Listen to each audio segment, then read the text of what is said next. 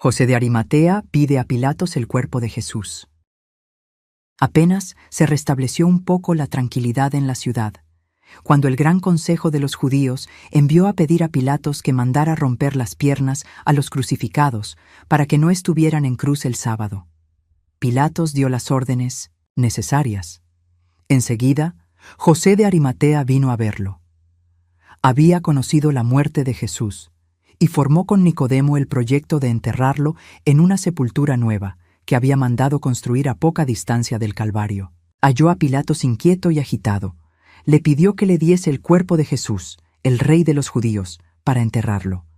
Pilatos se extrañó de que un hombre tan notable pidiese con tanta insistencia el permiso de rendir los últimos honores al que había hecho morir tan ignominiosamente. Llamó al centurión Abenadar, que había vuelto después de haber conversado con los discípulos escondidos en las cavernas, y le preguntó si el rey de los judíos había muerto ya. Abenadar le contó la muerte del Salvador, sus últimas palabras y su último grito, el temblor de tierra y la roca abierta por el terremoto. Pilatos pareció extrañar solo que Jesús hubiera muerto tan pronto, porque ordinariamente los crucificados vivían más tiempo, pero interiormente estaba lleno de angustia y de terror, por la coincidencia de esas señales con la muerte de Jesús. Tal vez quiso hacerse perdonar su crueldad dando a José de Arimatea la orden de librar el cuerpo de Jesús.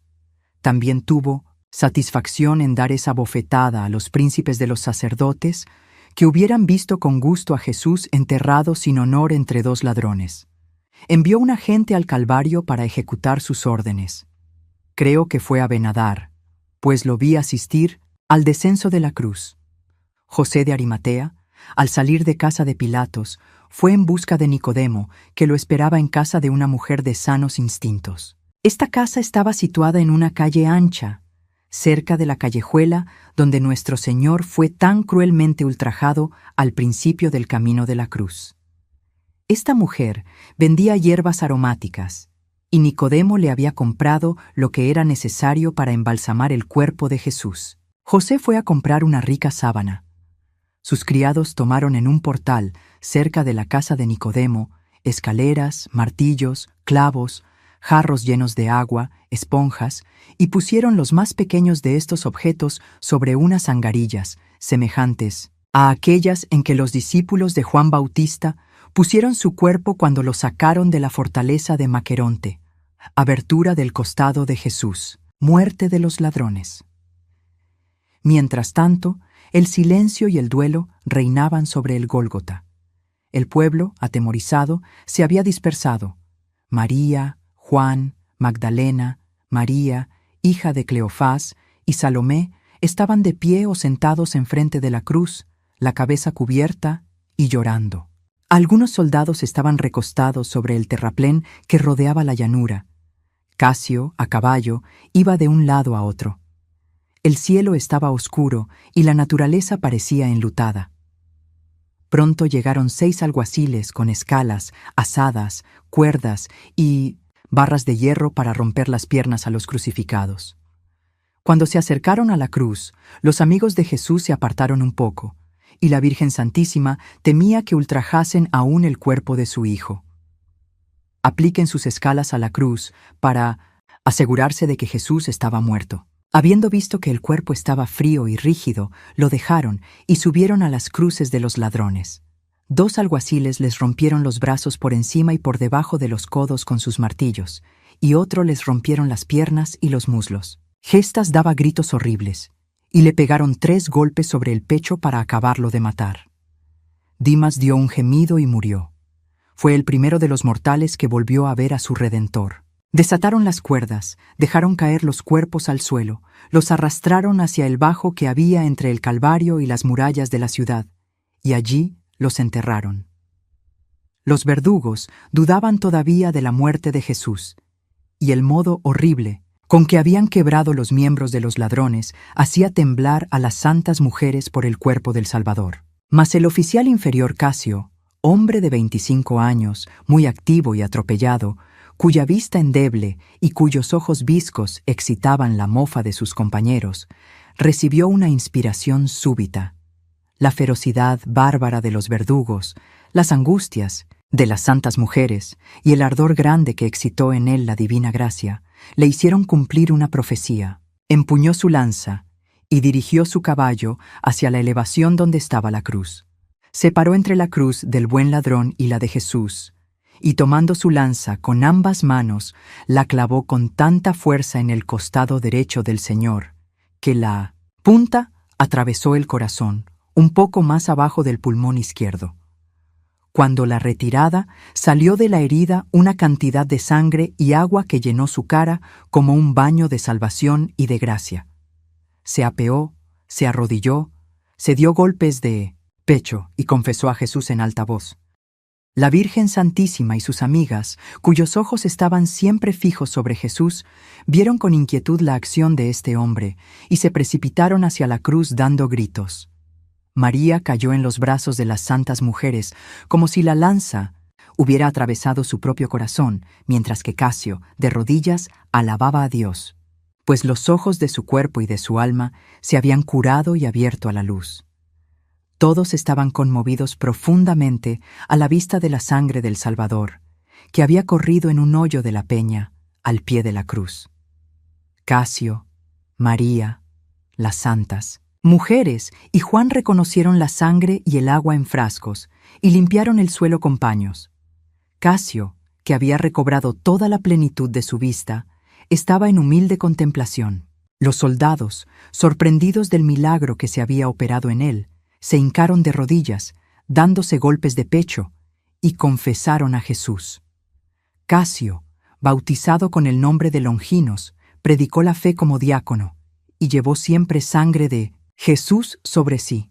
Se había secado, y se halló en su sepulcro, en Italia, en una ciudad a poca distancia del sitio donde vivió Santa Clara. Hay un lago con una isla cerca de esta ciudad. El cuerpo de Longinos debe haber sido transportado a ella. Los alguaciles, que mientras tanto habían recibido orden de Pilatos de no tocar el cuerpo de Jesús, no volvieron. Todo esto pasó cerca de la cruz, un poco después de las 4, mientras José de Arimatea y Nicodemo buscaban lo que era necesario para la sepultura de Jesús. Pero los criados de José, habiendo venido a limpiar el sepulcro, anunciaron a los amigos de Jesús que su amo iba a quitar el cuerpo para ponerlo en un sepulcro nuevo. Entonces Juan volvió a la ciudad con las santas mujeres para que María pudiera reparar un poco sus fuerzas y también para llevar algunas cosas necesarias para el entierro. La Virgen Santísima tenía una pequeña habitación en los edificios contiguos al cenáculo. No entraron por la puerta más inmediata al Calvario, porque estaba cerrada y guardada al interior por los soldados que los fariseos habían puesto, sino por la meridional que conduce a Belén. Algunas localidades de la antigua Jerusalén. Ponemos aquí algunas descripciones de lugares, que hemos coordinado según los detalles dados por la hermana Ana Catalina Emmerich diferentes veces. Sigue la descripción del sepulcro y del jardín de José de Arimatea, por no interrumpir la historia del entierro del Señor. La primera puerta, situada al oriente de Jerusalén, al mediodía del ángulo sudoeste del templo, es la que conduce al barrio de Ofel. La puerta de las ovejas está al norte del ángulo nordeste del templo. Entre estas dos puertas hay otra que conduce a algunas calles situadas al oriente del templo, habitadas la mayor parte por picapedreros y otros artesanos.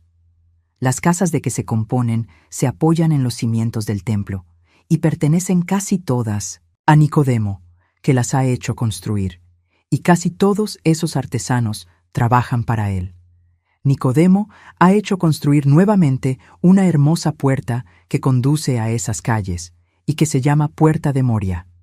Se acababa de construir, y Jesús entró por ella en la ciudad el domingo de Ramos. Así entró por la puerta nueva de Nicodemo, por donde nadie había pasado, y fue enterrado en el sepulcro nuevo de José de Arimatea, donde no había reposado todavía nadie. Esta puerta fue tapiada posteriormente, y hay una tradición que dice que los cristianos deben de entrar otra vez por ella en la ciudad. Ahora, hay todavía de ese lado una puerta murada que los turcos llaman la Puerta de Oro. El camino que va al occidente, saliendo de la Puerta de las Ovejas, pasa entre el lado noroeste del monte de Sión y el Calvario. Desde esta puerta hasta el Gólgota hay 3/4 de legua. Desde el palacio de Pilatos hasta el Gólgota habrá 5/8 partes de una legua. La fortaleza Antonia está situada al norte de la montaña del templo, sobre un peñasco que está separado. Cuando se va a poniente, saliendo del palacio de Pilatos, esta fortaleza queda a la izquierda, y sobre una de sus murallas hay un terrado que domina el foro. Desde allí Pilatos hace las proclamaciones al pueblo, por ejemplo, cuando promulga nuevas leyes. Sobre el camino de la cruz, en el interior de la ciudad, Jesús tenía con frecuencia la montaña del Calvario a su derecha. Este camino, que debía estar en parte en dirección del sudoeste, conducía a una puerta abierta en un muro interior de la ciudad que se dirige hacia Sión. Fuera de ese muro hay una especie de arrabal que tiene más jardines que casas. Hay también hacia el muro exterior de la ciudad hermosos sepulcros con entradas de albañilería. De ese lado hay una casa perteneciente a Lázaro, con magníficos jardines hacia el sitio donde la muralla occidental de Jerusalén vuelve al mediodía. Creo que una pequeña puerta particular, abierta en la muralla de la ciudad, por donde Jesús y los suyos pasaban con frecuencia con la autorización de Lázaro, conduce a esos jardines. La puerta situada al lado noroeste conduce a Betsur, que está más al norte que Emaús y Jope. Esta zona occidental de Jerusalén es la menos elevada, baja hacia la parte de la muralla, pero se levanta antes de llegar a ella. En este terreno hay jardines y viñas, detrás de las cuales pasa un camino ancho de donde salen veredas para subir a las murallas ya las torres. Del otro, al exterior de la ciudad, el terreno declina hacia el valle, de suerte que las murallas que rodean esta parte baja de la ciudad parecen construidas sobre un terraplén elevado. Sobre el declive exterior se ven también jardines y viñas. Jesús, al llegar al fin del camino de la cruz, tenía a su derecha esta parte de la ciudad donde hay tanto jardín, y de ahí venía Simón Cirineo. La puerta por donde salió Jesús no está enteramente vuelta al poniente, sino al sudoeste. La muralla de la izquierda, saliendo de la puerta, va al sur, la cara al oeste, y se dirige otra vez al sur, alrededor del monte de Sión. De ese lado hay una torre muy ancha que parece una fortaleza. La puerta por donde Jesús salió está cerca, de otra más al mediodía que conduce al valle, donde comienza un camino que vuelve después a la izquierda en la dirección de Belén. Poco después de la puerta de donde sale, el camino se dirige al norte hacia el Calvario. De ese lado, a donde se ve el camino de Emaús, hay un prado donde vi a Lucas juntar diversas plantas cuando fue con Cleofás a Emaús, después de la resurrección, y encontraron a Jesús en el camino. Cerca de la muralla, al levante y al norte, del Calvario, hay también huertos, sepulcros y viñas. La cruz fue enterrada al nordeste, al pie del Calvario. El jardín de José de Arimatea está situado cerca de un hermoso jardín puerta con Belén, a 7 minutos del Calvario. Es un hermoso jardín con grandes árboles, bancos y bosques que dan sombra. Va subiendo hasta las murallas de la ciudad. Cuando se entra en él, viniendo de la parte septentrional del valle, el terreno sube a la izquierda hasta la muralla. Ya, la derecha, al fin del jardín, hay una peña separada, donde está el sepulcro. La gruta donde está abierta tiene la entrada al levante. Al sudoeste y al noroeste de la misma peña hay 2 sepulcros nuevos con la entrada baja.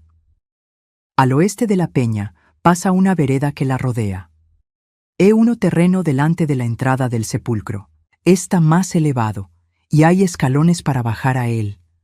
La bóveda puede contener 4 hombres a cada lado sin que estorben a los que deponen el cadáver. Enfrente de la puerta está el sepulcro, elevado 2 pies sobre el suelo. Está unido a la peña por un lado como un altar. 2 personas pueden estar a la cabecera, ya los pies, y aún se puede poner otra persona delante, aunque la puerta esté cerrada. Esta puerta es de metal, quizás de cobre, tiene 2 postigos, y tinto sin una piedra delante para impedir que se abran. La piedra destinada a este uso está todavía delante de la entrada de la gruta. Después del entierro del Salvador, la pusieron delante de un puerta. Esta piedra es muy gruesa, y para menearla son menester muchos hombres. Frente de la entrada hay un banco de piedra. Desde él se puede subir a la peña, que está cubierta de hierba, y desde donde se ven, por encima de las murallas, los puntos más elevados de Sión y algunas torres. Se ve también la puerta de Belén y la fuente de Gijón. La peña interiormente es blanca, con vetas encarnadas y azules.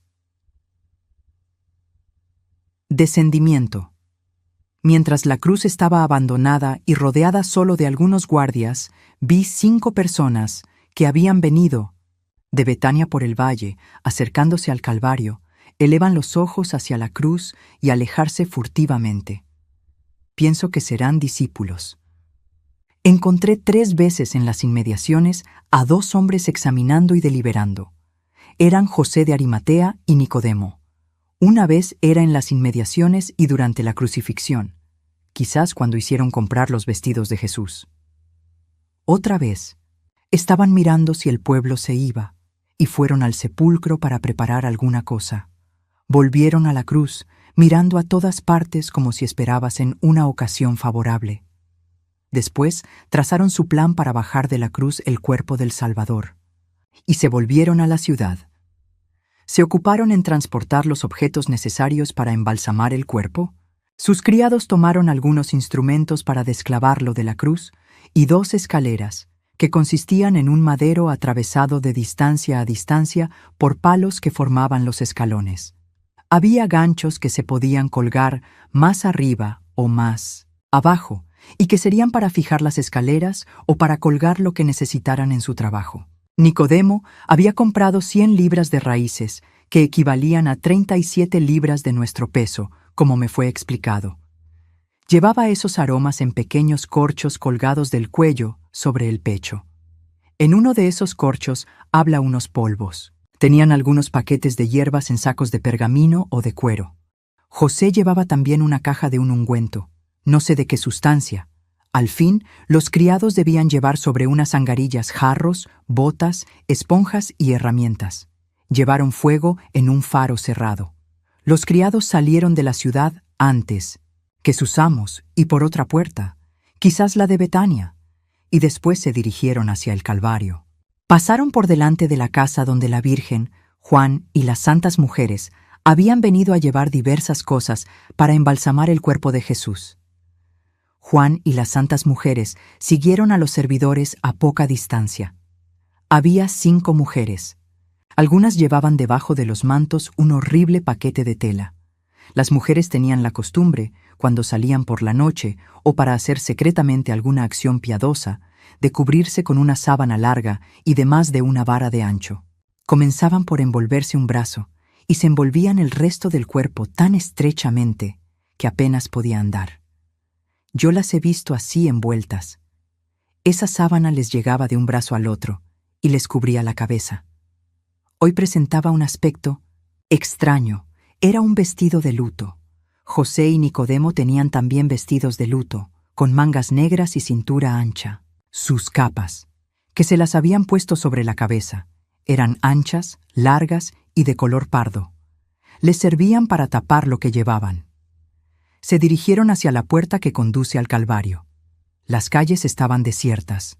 El terror general hacía que cada uno estuviese encerrado en su casa. La mayor parte comenzaban a arrepentirse. Muy pocos asistían a la fiesta. Cuando José y Nicodemo llegaron a la puerta, la encontraron cerrada, y todo alrededor, el camino y las calles, llenos de soldados. Eran los mismos que los fariseos habían pedido a las 2, y como temían una insurrección popular, los conservaban sobre las armas. José presentó una orden firmada por Pilatos para que le dejasen pasar libremente. Los soldados se alegraron. Más le dijeron que habían querido abrir muchas veces la puerta sin poderlo conseguir. Que sin duda en el terremoto se había desnivelado por alguna parte.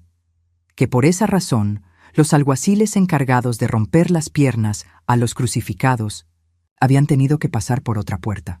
Pero cuando José y Nicodemo tomaron el cerrojo, la puerta se abrió sola, dejando a todos atónitos. El cielo estaba todavía oscuro y nebuloso cuando llegaron al Calvario. Se encontraron con sus criados y las santas mujeres que lloraban enfrente de la cruz. Casio y muchos soldados que se habían convertido estaban a cierta distancia tímidos y respetuosos. José y Nicodemo contaron a la Virgen y a Juan todo lo que habían hecho para librar a Jesús de una muerte ignominiosa, como habían obtenido que no rompiesen los huesos al Señor, y como la profecía se había cumplido. Hablaron también de la lanzada de Casio. Así que llegó el centurión Abenadar, comenzó, en medio de la tristeza y del reconocimiento, la obra piadosa del descendimiento de la cruz y de embalsamar el sacratísimo cuerpo del Señor. La Virgen, Santísima y Magdalena estaban sentadas al pie de la cruz, a la derecha, entre la cruz de Dimas y la de Jesús. Las otras mujeres estaban ocupadas en preparar los paños, los aromas, el agua, las esponjas y los vasos. Casio se acercó también y contó a Abendar el milagro de la cura de sus ojos. Todos estaban conmovidos, llenos de dolor y de amor, y al mismo tiempo silenciosos y con una gravedad solemne. Solo cuando la prontitud y la atención que exigían esos cuidados piadosos lo permitían, oíanse lamentos y gemidos comprimidos. Sobre todo, Magdalena se abandonaba enteramente a su dolor, y nada podía distraerla, ni la presencia de los circunstantes, ni ninguna otra consideración. Nicodemo y José pusieron las escaleras detrás de la cruz y subieron con una sábana a la cual estaban atadas 3 correas. Ataron el cuerpo de Jesús por debajo de los brazos y de las rodillas al árbol de la cruz, y fijaron los brazos atados por la muñeca. Entonces sacaron los clavos, empujándolos por detrás, apoyando un hierro en la punta. Las manos de Jesús no se movieron mucho a pesar de los golpes, y los clavos salieron fácilmente de las llagas, porque éstas se habían abierto mucho con el peso del cuerpo, y éste ahora, suspendido con las sábanas, no cargaba sobre los clavos. La parte inferior del cuerpo, que a la muerte del Salvador había cargado sobre las rodillas, reposaba en su posición natural, sostenida por una sábana que estaba atada a los brazos de la cruz, mientras José sacaba el clavo izquierdo y dejaba el brazo envuelto caer despacio sobre el cuerpo. Nicodemo ataba el brazo derecho a la cruz, y también la cabeza coronada de espinas, que se había torcido sobre el hombre derecho. Entonces arranca el clavo derecho y dejó caer despacio el brazo sobre el cuerpo. Al mismo tiempo, el centurión Abenadar arrancaba con esfuerzo el clavo grande de los pies. Casio recogió religiosamente los clavos y los puso a los pies de la Virgen. Enseguida José y Nicodemo pusieron las escaleras delante de la cruz, casi derechas y muy cerca del cuerpo. Desataron la correa de arriba y la colgaron a uno de 1900 los ganchos que estaban en las escaleras. Hicieron lo mismo con las otras 2 correas, y bajándolas de gancho en gancho, descendieron despacio el santo cuerpo hasta enfrente del centurión, que, montado sobre un banco, lo recibió en sus brazos por debajo de las rodillas, y lo bajó, mientras que José y Nicodemo, sosteniendo lo alto del cuerpo, bajaban escalón por escalón con las mayores precauciones, como cuando se lleva el cuerpo de un amigo gravemente herido. Así el cuerpo del Salvador llegó hasta abajo. Era un espectáculo muy tierno. Tenían el mismo cuidado, las mismas precauciones que si hubieran temido causar algún daño a Jesús. Guardaron con el santo cuerpo todo el amor y toda la veneración que habían tenido con el Salvador durante su vida. Todos los circunstantes tenían los ojos fijos en el cuerpo del Señor y seguían todos sus movimientos. A cada instante levantaban las manos al cielo, derramaban lágrimas y daban señales del más intenso duelo. Sin embargo, todos estaban penetrados de un respeto profundo, hablando solo en voz baja para ayudarse o avisarse. Mientras los martillazos se oían, María, Magdalena y todos los que estaban presentes a la crucifixión tenían el corazón partido. El ruido de los golpes les recordaba los padecimientos de Jesús. Temblaban al oír otra vez el grito penetrante de dolor, y al mismo tiempo se afligían del silencio de su boca divina, prueba demasiado cierta de su muerte. Cuando descendieron el santo cuerpo, lo envolvieron desde las rodillas hasta la cintura, y lo pusieron en los brazos de su madre, que se los tendía poseída de dolor y de amor. El cuerpo de Jesús embalsamado. La Virgen Santísima se sentó sobre un cobertor tendido en el suelo. Su rodilla derecha, un poco levantada, y su espalda estaban apoyadas sobre unas capas juntas. Lo habían dispuesto todo para facilitar a esta madre, llena de dolor, los tristes honores que iba a dar al cuerpo de su hijo. La sagrada cabeza de Jesús estaba apoyada sobre la rodilla de María. Su cuerpo estaba tendido en una sábana. La Virgen Santísima tenía por la última vez en sus brazos el cuerpo de su querido hijo, a quien no había podido dar ninguna prueba de amor en todo su martirio. Contemplaba sus heridas, cubría de besos su rostro ensangrentado, mientras Magdalena reposaba el suyo sobre sus pies. Los hombres se retiraron a una pequeña hondonada, situada al sudoeste del Calvario, a preparar los objetos necesarios para embalsamar el cadáver.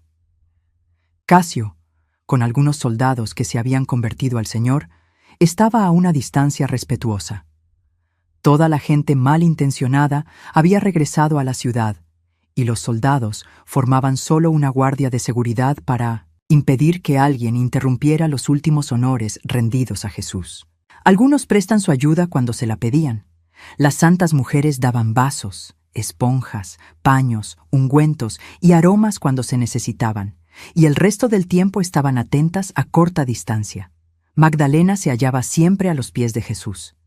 Juan ayudaba continuamente a la Virgen, servía de mensajero entre los hombres y las mujeres y ayudaba a unos y a otros. Las mujeres tenían a su lado botas de cuero y un jarro de agua puesto sobre madera de carbón. Ellas presentaban a María y a Magdalena, conforme los necesitaban, vasos llenos de agua pura y esponjas que expriman después en las botas de cuero. La Virgen Santísima conservaba un valor admirable en su dolor indecible. No podía dejar el cuerpo de su hijo en el horrible estado en que lo había puesto el suplicio, y por eso comenzó, con una actividad infatigable, a lavarlo y limpiarle las señales de los ultrajes que había recibido. Sacó con la mayor precaución la corona de espinas, abriéndola por detrás y cortando una por una las puntas clavadas en la cabeza de Jesús, para no abrir las heridas con el movimiento. Pusieron la corona junto a los clavos. Entonces María sacó las espinas que se habían quedado en las heridas con una especie de tenazas redondas y las enseñó a sus amigos con tristeza. Pusieron estas espinas con la corona. Sin embargo, algunas deben de haber sido conservadas aparte. Apenas se podía conocer la faz del Señor, tan desfigurada estaba con las llagas que la cubrían. La barba y el cabello estaban pegados con la pein a sangre. María alzó la cabeza y pasó esponjas mojadas por el pelo para humedecer la sangre seca. Conforme la lavaba, las horribles crueldades ejercidas contra Jesús se presentaban más distintamente, y su compasión y su ternura se acrecentaban de una herida a otra. Lavó las llagas de la cabeza, la sangre que cubría los ojos, la nariz y las orejas. Con una esponja y un pañito extendido sobre los dedos de su mano derecha, limpió, del mismo modo, su boca entreabierta, su lengua, los dientes y los labios. Partió lo que le restaba del pelo del Salvador en 3 partes, sobre cada sien y la tercera sobre la nuca, y cuando hubo limpiado y desenredado los cabellos de delante, se los puso detrás de ambas orejas. Habiendo limpiado la cara, la Virgen la cubrió después de haberla besado. Luego hízolo con el cuello, las espaldas y el pecho, los brazos y las manos. Todos los huesos del pecho, todas las coyunturas de los miembros estaban dislocados y no podían doblarse. El hombro que había llevado la cruz tenía una herida enorme. Toda la parte superior del cuerpo estaba cubierta de heridas y rasgada con los azotes. Cerca del pecho izquierdo había una pequeña abertura por donde había salido la punta de la lanza de Casio, y en el lado derecho estaba la abertura ancha por donde entrara la lanza que había atravesado el corazón. María lavó todas las llagas, y Magdalena, de rodillas, la ayudaba de cuando en cuando, sin dejar los pies de Jesús, que regaba con lágrimas abundantes y que limpiaba con sus cabellos. La cabeza, el pecho y los pies del Salvador lavados estaban. El sagrado cuerpo, blanco, azulado, como carne sin sangre, lleno de cardenales y manchas en los sitios donde se le había arrancado el pellejo, reposaba sobre las rodillas de María, que cubrió con un velo las partes lavadas y se desarrolló en embalsamar todas las heridas. Las santas mujeres, arrodillándose enfrente de María, le presentaban a su vez una caja de donde tomaba un ungüento precioso con que untaba las heridas. Ungió también el pelo. Tomó en su mano izquierda las manos de Jesús, las besó con respeto, y llenó de ungüento o de aromas los agujeros profundos de los clavos. Llenó también las orejas, la nariz y la llaga del costado. Magdalena embalsamaba los pies del Señor, regábalos muchas veces con sus lágrimas y los limpiaba con sus cabellos. No tiraban el agua que habían usado, sino que la echaban en botas de cuero, donde expriman las esponjas. Vi muchas veces a Casio y otros soldados ir por agua a la fuente de Gihón, que estaba bastante cerca. Cuando la Virgen untó todas las heridas, envolvió la cabeza en paños, pero no cubrió todavía la cara. Cerró los ojos entreabiertos de Jesús y posó la mano sobre ellos algún tiempo. Cerró también su boca, abrazó el sagrado cuerpo de su Hijo y dejó caer su rostro sobre el de Jesús. José y Nicodemo hacía rato que esperaban, cuando Juan, acercándose a la Virgen, le pidió que se separara de su hijo para que pudiera acabar de embalsamarlo, porque se acercaba el sábado. María abrazó otra vez el cuerpo de su hijo y se despidió de él en los términos más tiernos.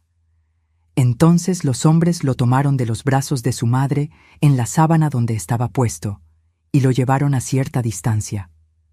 María, sumergida en su dolor, que sus tiernos cuidados se habían distraído un instante, cayó, la cabeza cubierta, en brazos de las piadosas mujeres. Magdalena, como si hubieran querido arrancarle a su amado, precipitóse algunos pasos hacia adelante con los brazos abiertos y se volvió con la Virgen Santísima. Llevaron el cuerpo a un sitio más bajo que la cumbre del Gólgota, sobre una roca que presentaba un sitio cómodo para embalsamar el cuerpo. Vi primero un paño de mallas de un trabajo parecido al encaje, que me recordó la cortina que se pone delante del altar en la Cuaresma. Sin duda, estaba trabajando con calados para dejar pasar el agua. Vi también otra gran sábana extendida. Pusieron el cuerpo del Salvador sobre el paño calado, y algunos hombres tuvieron el otro extendido sobre él. Nicodemo y José se arrodillaron, y debajo de este lienzo quitaron el paño que habían atado a la cintura al bajarlo de la cruz. Después pasaron esponjas debajo de ese paño y lavaron la parte inferior del cuerpo. Enseguida lo alzaron con los paños atravesados debajo de las rodillas y lo lavaron por detrás, sin volverlo, hasta que el agua que soltaba las esponjas salía clara. Entonces echaron agua de mirra sobre todo el cuerpo y, manejándolo con respeto, lo extendieron todo a lo largo, pues se había quedado en la posición en que había muerto, con las rodillas y los riñones encogidos. Después colocaron debajo de sus hombros un paño de una vara de ancho y 3 de largo. Pusieron manojos de hierbas como las que veo en las mesas celestiales, y echaron por encima unos polvos que Nicodemo había traído. Entonces envolvieron la parte inferior del cuerpo y la atacaron fuertemente alrededor de la sábana que habían puesto por debajo. Untaron las heridas de los muslos, pusieron manojos de hierba entre las piernas en todo su largo y las envolvieron en los aromas de abajo a arriba. Entonces Juan llevó cerca del cuerpo a la Virgen ya las santas mujeres. María se arrodilló junto a la cabeza de Jesús, puso por debajo un lienzo muy fino que le había dado la mujer de Pilatos y que llevaba ella alrededor de su cuello debajo de su manto. Después, con ayuda de las santas mujeres, Puso desde los hombros hasta la cara manojos de hierbas, aromas y polvos odoríferos. Luego ató fuertemente este lienzo alrededor de la cabeza y de los hombros. Magdalena echó un frasco de bálsamo en la llaga del costado, y las piadosas mujeres pusieron también hierbas en las llagas de las manos y de los pies. Enseguida los hombres envolvieron el resto del cuerpo en aromas, cruzaron los brazos sobre su pecho y apretaron la gran sábana blanca alrededor de su cuerpo hasta el pecho, como se envuelve a un niño, y ataron una venda alrededor de la cabeza y de todo el cuerpo.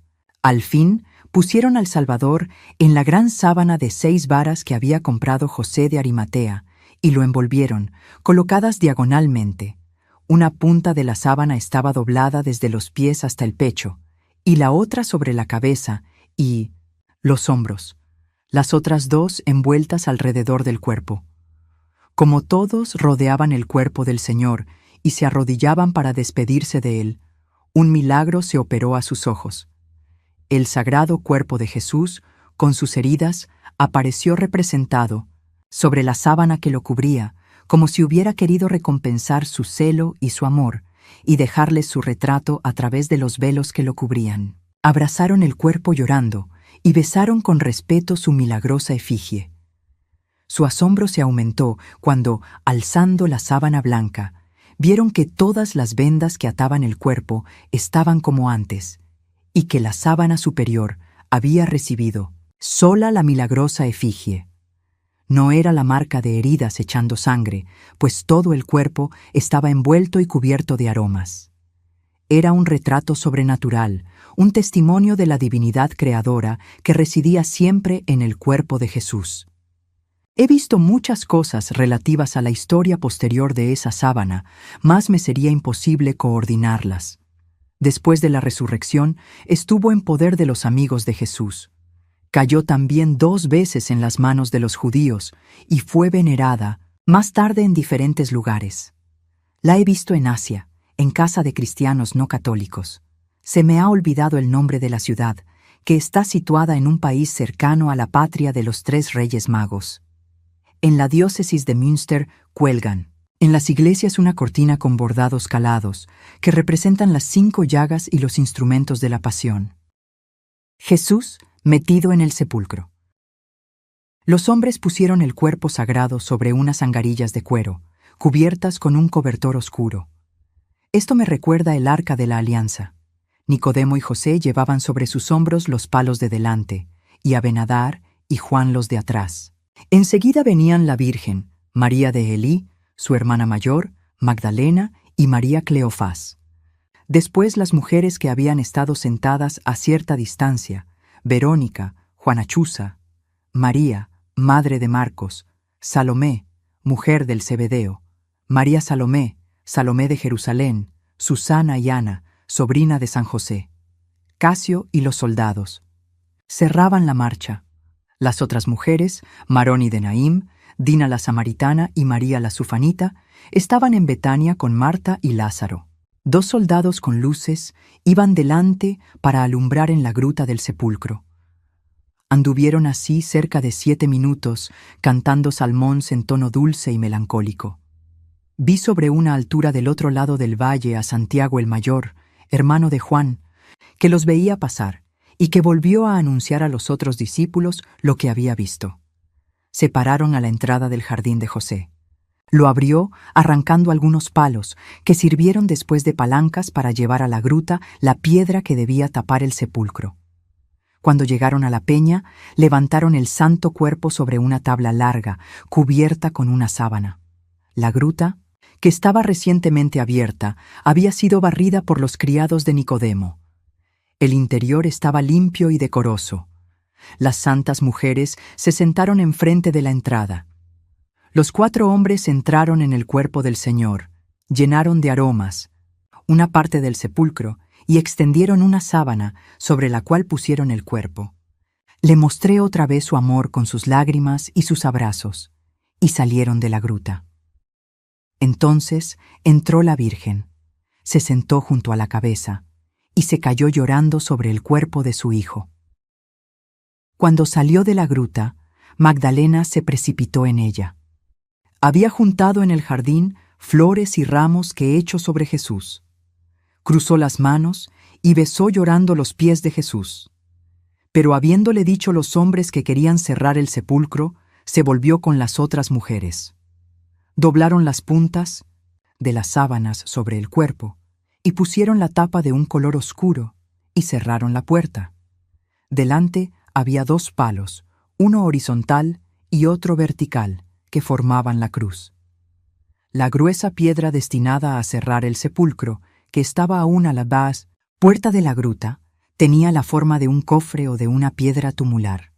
Era bastante grande para que un hombre pudiera extenderse a lo largo, muy pesado, y solo con palancas pudieron los hombres empujarla delante de la puerta del sepulcro. La primera puerta de la gruta era de ramas entretejidas. Todo lo que se hizo en la gruta fue con faroles, porque la luz del día apenas penetraba. Vuelta al sepulcro. José de Arimatea preso. El sábado iba a comenzar. Nicodemo y José entraron en Jerusalén por una pequeña puerta próxima al jardín, abierta en la muralla por una gracia especial concedida a José. Dijeron a la Virgen, a Magdalena, a Juan y algunas mujeres que regresaron al Calvario a orar, que encontrarían esa puerta abierta siempre que llamaran, así como la del cenáculo. La hermana mayor de la Virgen, María de Elí, regresó a la ciudad con María, madre de Marcos, y algunas otras mujeres. Los criados de José y de Nicodemo volvieron al Calvario para recoger los objetos que habían dejado. Los soldados se juntaron con los que guardaban la puerta de la ciudad vecina al Calvario, y Casio se fue a casa de Pilatos con la lanza. Le contó lo que había visto y le prometió una relación exacta, si le confiaba el mando de la guardia que los judíos pedirían para el sepulcro. Pilatos escuchó sus palabras con terror secreto, pero lo trató como a un supersticioso. José y Nicodemo encontraron en la ciudad a Pedro, a Santiago el mayor y a Santiago el menor. Todos lloraban. Pedro, sobre todo, sintió un dolor violento. Los abrazó, se acusó de no haber estado presente a la muerte del Salvador y les dio las gracias por haberle dado sepultura. Se convencieron en que les abrirían las puertas del cenáculo cuando llamaran, y se fueron a buscar a otros discípulos dispersos en diversos sitios. Vi después a la Virgen Santísima y a sus compañeras entrar en el cenáculo. Abendar fue también introducido, y poco a poco la mayor parte de los apóstoles y de los discípulos se juntaron en él. Las santas mujeres se reunieron en la parte donde habitaba la Virgen. Tomaron algún alimento y pasaron todavía algún rato reunidos llorando y contando lo que habían visto. Los hombres se mudaron de vestido y los vi debajo de una lámpara para celebrar el sábado. Comieron corderos en el cenáculo, pero sin hacer ninguna ceremonia, pues habían comido la víspera el cordero pascual. Todos estaban llenos de angustia y de tristeza. Las santas mujeres rezaron también con María. Cerrado que hubo la noche, Lázaro, la viuda de Naim, Dina la samaritana y María la sufanita vinieron de Betania. Contaron de nuevo lo sucedido y derramaron lágrimas. José de Arimatea volvió tarde del cenáculo a su casa. Iba tristemente por las calles de Sión, acompañado de algunos discípulos y de algunas mujeres, cuando de pronto un tropel de hombres armados, emboscados en las inmediaciones del tribunal de Caifás, se echó sobre ellos, apoderándose de José, mientras sus compañeros huían dando gritos. Lo encerraron en una torre de la muralla, cerca del tribunal. Caifás había encargado esta expedición a los soldados paganos, que no tenían que observar el sábado. Su proyecto era dejarlo morir de hambre y no decir nada de su desaparición. Aquí se acaba la relación del día de la pasión del Salvador. Añadiremos algunos trozos relativos al Sábado Santo, al descendimiento a los infiernos y a la resurrección. El nombre del Calvario. Meditando sobre el nombre de Gólgota, Calvario, lugar del cráneo, que tiene la peña en donde Jesús fue crucificado, estuve en contemplación profunda sobre la serie de los tiempos desde Adán hasta Jesús, en la cual se me reveló el origen de ese nombre. He aquí de lo que me acuerdo. Yo vi a Adán, después de su expulsión del paraíso, llorar en la gruta, en donde Jesús sudó sangre y agua sobre el monte de los olivos. Vi como Seth fue prometido a Eva en la cueva del nacimiento de Jesús en Belén, y como nació en esa misma cueva. Vi a Eva habitar en las grutas donde después estuvo el monasterio esenio de Masfa, cerca de Hebrón. El territorio de Jerusalén se me apareció después del diluvio, revuelto, negro, pedregoso, bien diferente de lo que era antes. A gran profundidad, debajo de la peña que forma el Calvario, la cual fue transportada a este sitio por las aguas, vi el sepulcro de Adán y de Eva.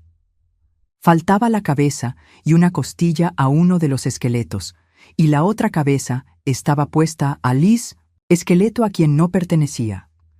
Los huesos de Adán y de Eva no estaban todos en este sepulcro. Noé tenía algunos en el arca, que se los transmitieron los patriarcas.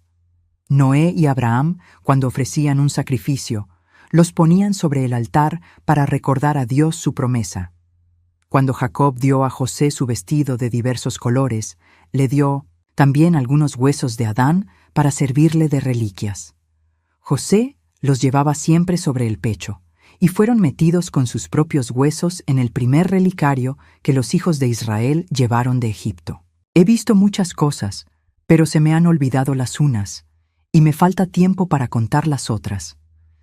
En cuanto al origen del nombre del Calvario, he aquí lo que sé. La montaña que tiene ese nombre se me apareció en el tiempo del profeta Eliseo. Entonces no estaba como en tiempo de Jesús. Era una altura con muchas murallas y grutas que parecían sepulcros. Vi al profeta Eliseo bajar a esas grutas.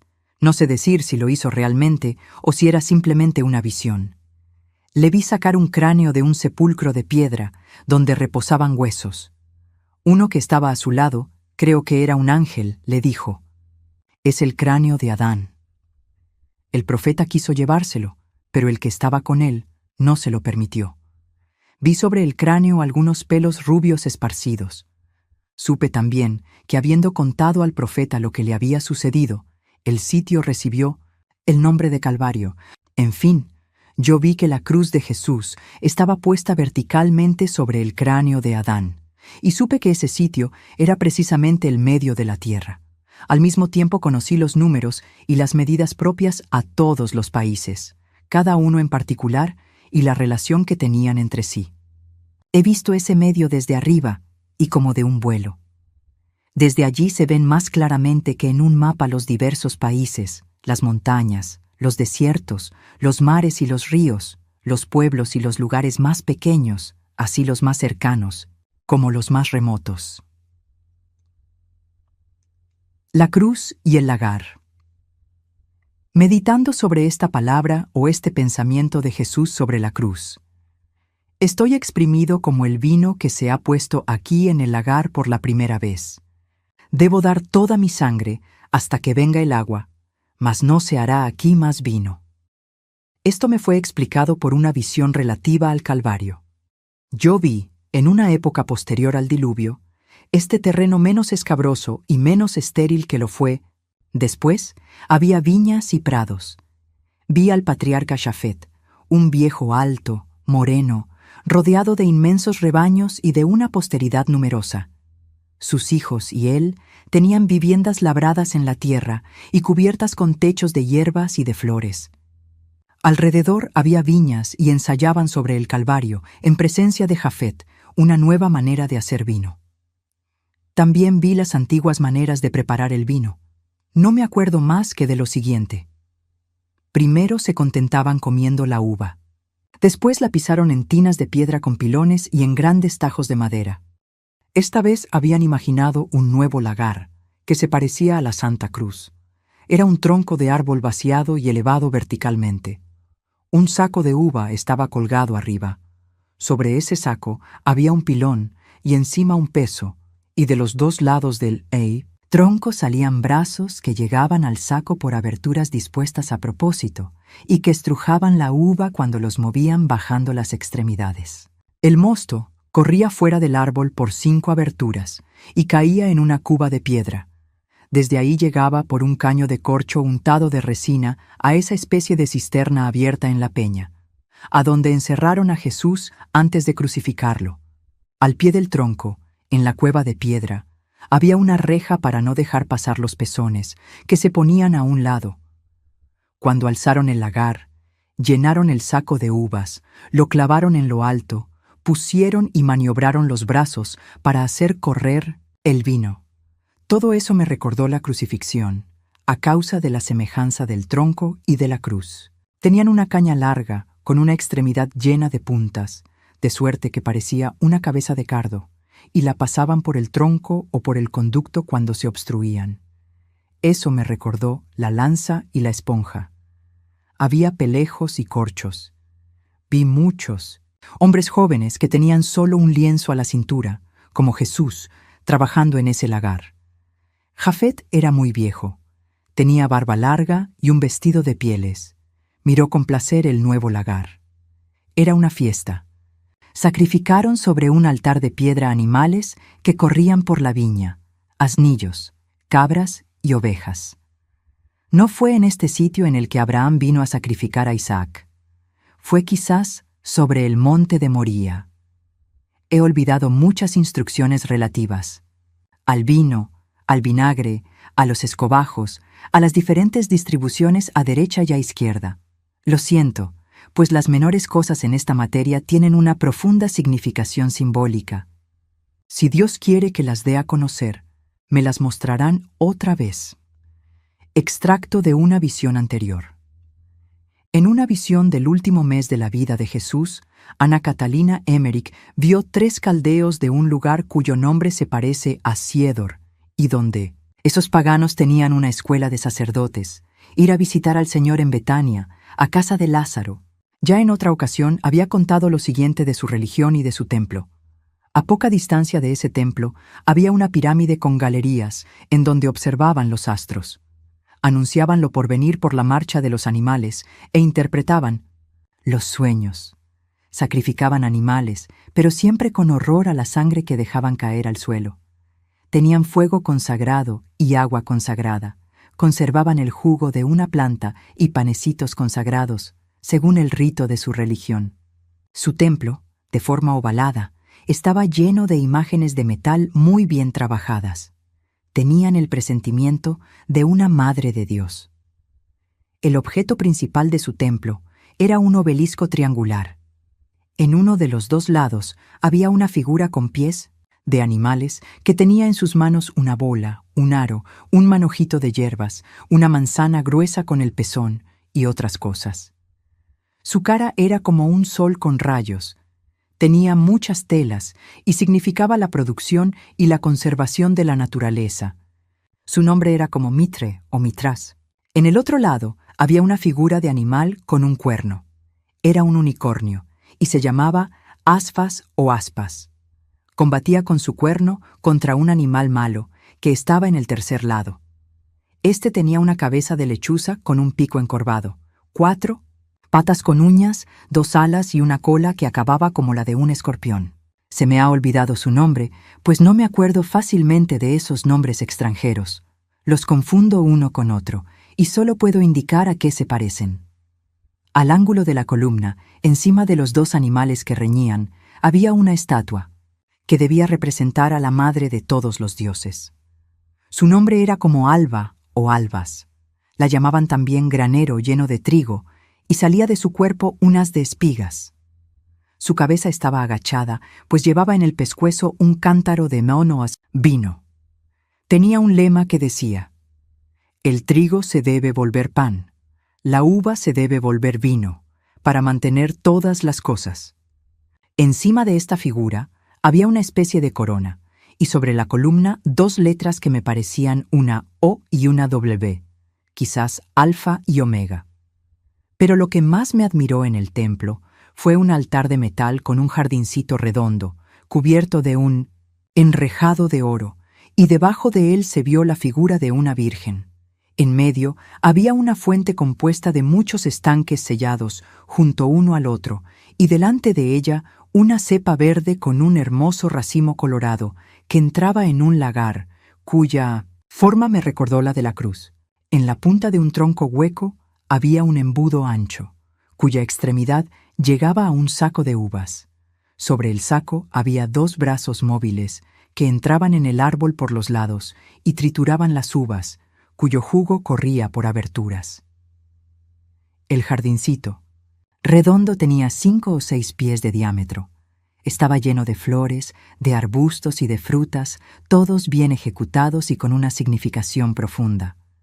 La representación profética de la salvación futura había sido hecha muchos siglos antes por los sacerdotes de ese pueblo, según lo que habían aprendido por la observación de los astros. Habían visto también esta representación sobre la escala de Jacob. Habían visto otras figuras proféticas de la Madre de Dios, pero mezcladas con otras tradiciones no comprendidas. Poco tiempo antes habían sabido la significación del huerto cerrado y de la fuente sellada. Se les había revelado que Jesús era la cepa cuya sangre debía regenerar al mundo, el grano de trigo que, puesto en la tierra, debía resucitar. Habían sabido que poseían muchos símbolos y muchos anuncios de la verdad, pero mezclados con invenciones de Satanás. Para tener mayores instrucciones, habían sido enviados a los 3 reyes, que, desde su vuelta de Belén, habitaban más cerca de 1900 la tierra de promisión, y estaban distantes 2 jornadas del camino de los caldeos. Jesús habló con brevedad a esos extranjeros.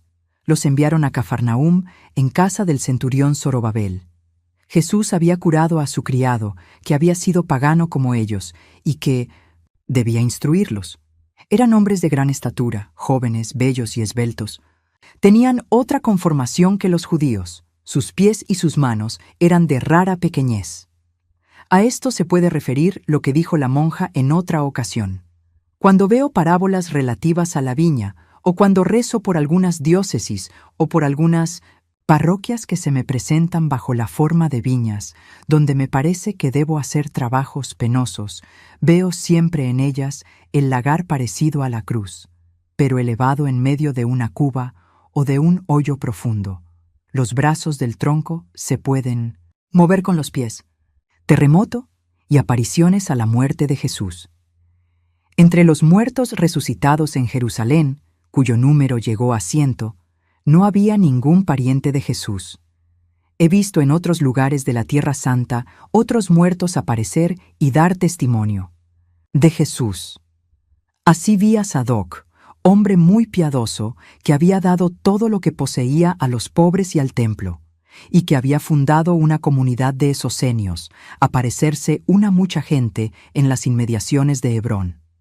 Este Sadoc había vivido 1 siglo antes de Jesús, había deseado ardientemente la venida del Mesías y tenido sobre estas muchas revelaciones. Vi otros muertos aparecerse a los discípulos del Señor que estaban escondidos y darles avisos. El terror y la desolación se extendieron hasta los lugares más remotos de la Palestina, y no fue solo en Jerusalén donde hubo prodigios espantosos. En Tirsa, las torres de la cárcel donde habían estado presos los cautivos que Jesús rescató, se hundieron. En Galilea, donde Jesús había viajado tanto, vi caerse muchos edificios, sobre todo las casas de los fariseos que habían perseguido al Salvador con más rencor, y que estaban todos en la fiesta. Esas casas se hundieron sobre sus mujeres y sus hijos. Hubo muchos desastres en las inmediaciones del lago de Genesaret.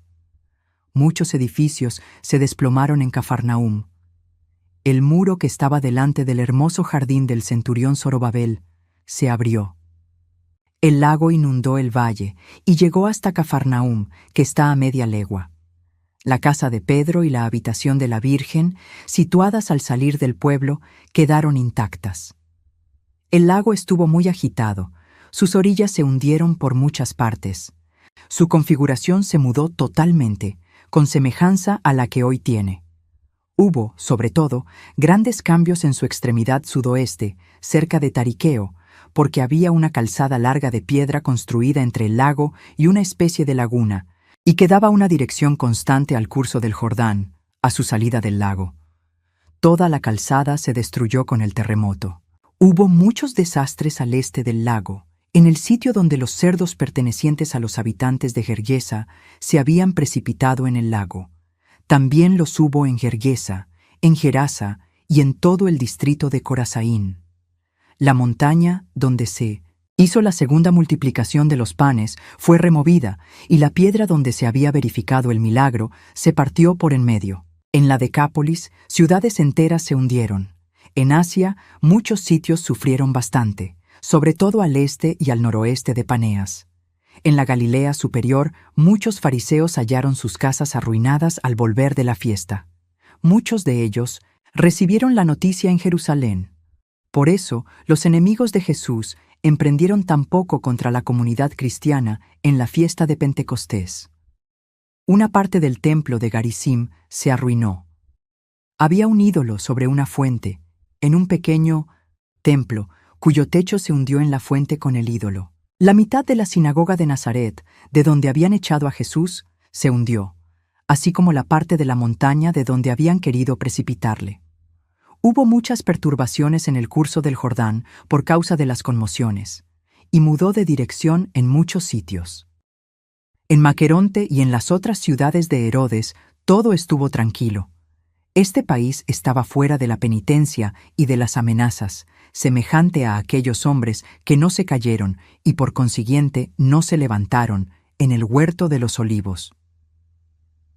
En otros muchos sitios donde habitaban espíritus malos, vi a estos desaparecer a bandadas en medio de los edificios y de los montes que se hundían. Las sacudidas de la tierra me recordaron las convulsiones de los poseídos cuando el enemigo siente que va a alejarse.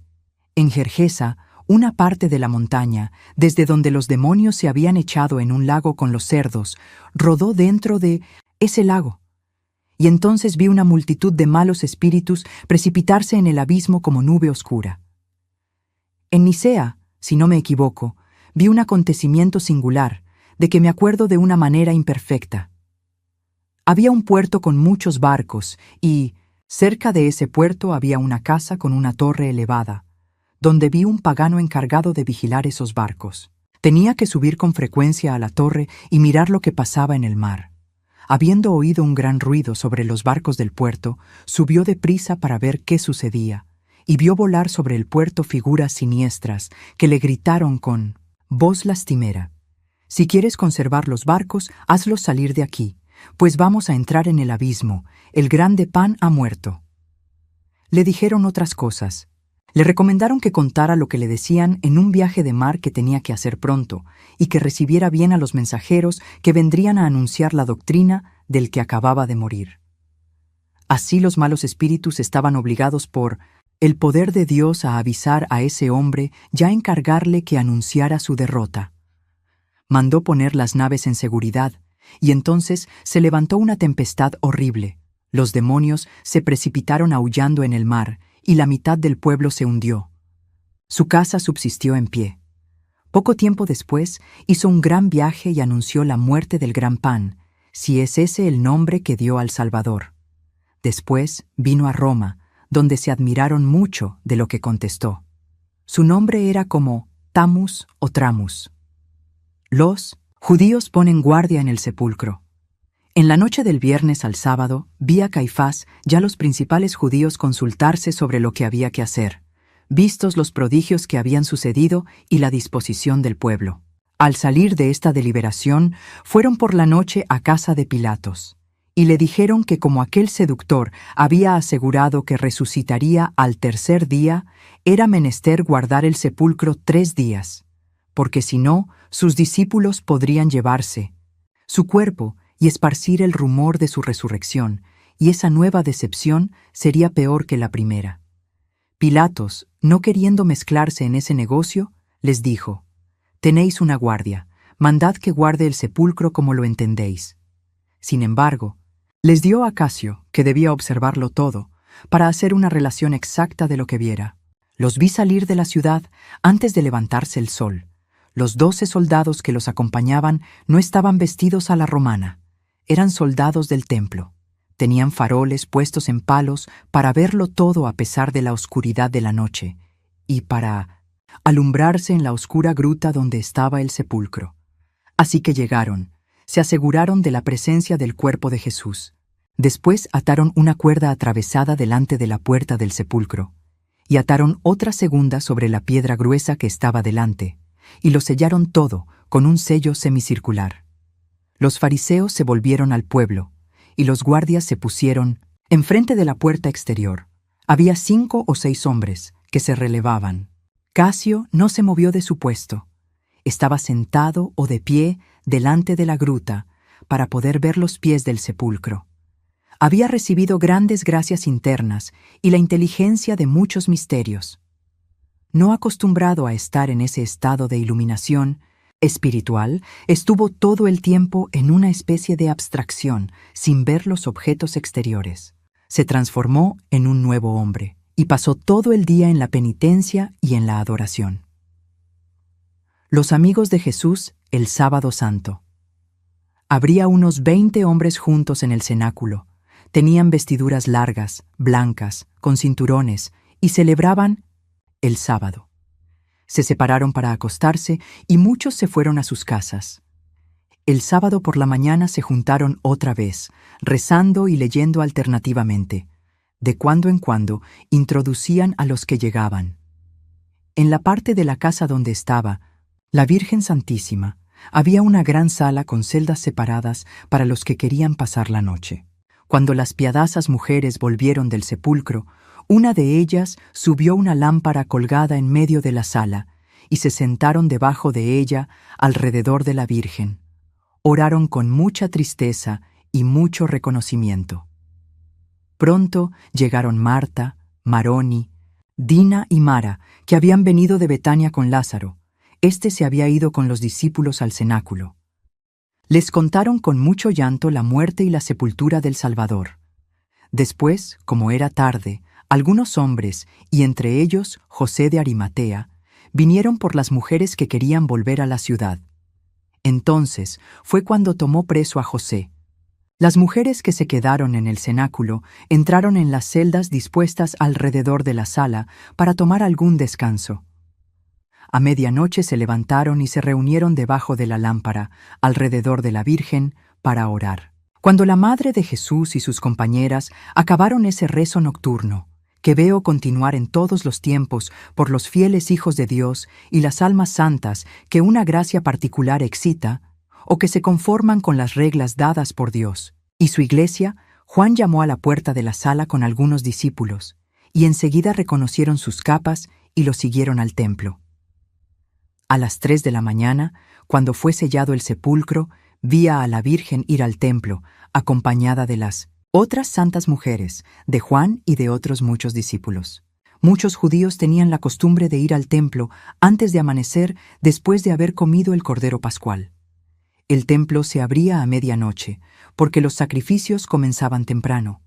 Pero como la fiesta se había interrumpido, todo quedó abandonado, y me pareció que la Virgen Santísima venía sola a despedirse del templo donde se había educado.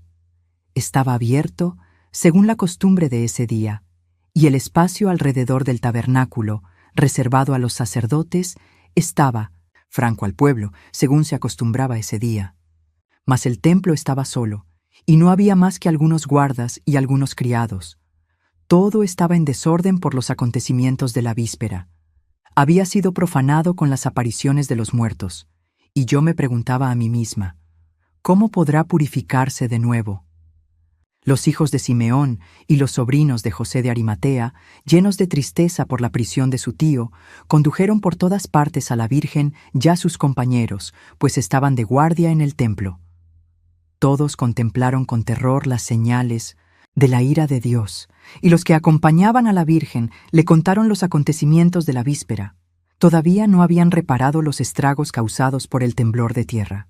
La pared que separaba el santuario se había abierto tanto que se podía pasar por la raja. La cortina del santuario, rasgada, colgaba de los 2 lados. Por todas partes se veían paredes abiertas, piedras hundidas, columnas inclinadas. La Virgen fue a todos los sitios que Jesús había consagrado para ella. Se prosternó para besarlos y los regó con sus lágrimas. Sus compañeras la imitaron. Los judíos tenían una gran veneración a todos los lugares santificados con alguna manifestación del poder divino. Los besaban prosternando el rostro contra el suelo. Yo no lo extrañaba, pues sabiendo y creyendo que el Dios de Abraham, de Isaac y de Jacob era un Dios vivo, que habitaba con su pueblo en el templo, era natural que lo hicieran así. El templo y los lugares consagrados eran para ellos lo que es el Santísimo Sacramento para los cristianos. La Virgen Santísima, penetrada de ese respeto, condujo a sus compañeras a muchos sitios del templo. Les mostraron el sitio de su presentación cuando era niña, el lugar donde había sido educada, donde se había desposado con San José, donde había presentado a Jesús, donde Simeón había profetizado. Ese recuerdo la hizo llorar amargamente, pues ya se había cumplido la profecía, y la espada había traspasado su alma. Se paró también en el sitio donde había encontrado a Jesús niño, enseñando en el templo, y besó respetuosamente el púlpito. Habiendo honrado con sus recuerdos, con sus lágrimas y con sus oraciones los sitios santificados por Jesús, se volvieron a Sión. La Virgen se separó del templo llorando. La desolación y la soledad en que estaba, en un día tan santo, atestiguaban los crímenes de su pueblo. María se acordó que Jesús había llorado sobre el templo y que había dicho: «Destruid este templo, y yo lo reedificaré en 3 días». María pensó que los enemigos de Jesús habían destruido el templo de su cuerpo y deseó con ardor ver relucir el 3er día en que la palabra eterna debía cumplirse. María y sus compañeras habían llegado antes del amanecer al cenáculo y se retiraron a la parte del edificio situado a la derecha. Juan y los discípulos entraron en el cenáculo, donde los hombres cuyo número se elevaba a 20 rezaban alternativamente debajo de la lámpara. Los recién venidos de cuando en cuando se instruían tímidamente y conversaban llorando. Todos mostraban a Juan un respeto mezclado de confusión, porque había asistido a la muerte del Señor. Juan era afectuoso para con todos, tenía la simplicidad de un niño en sus relaciones con ellos. Los vi comer una vez. La mayor tranquilidad reinaba en la casa, y las puertas estaban cerradas. Vi a las santas mujeres juntas hasta la noche en la sala oscura, alumbrada por la luz de una lámpara, pues las puertas estaban cerradas y las ventanas tapiadas. Unas veces rezaban alrededor de la Virgen debajo de la lámpara, otras se retiraban.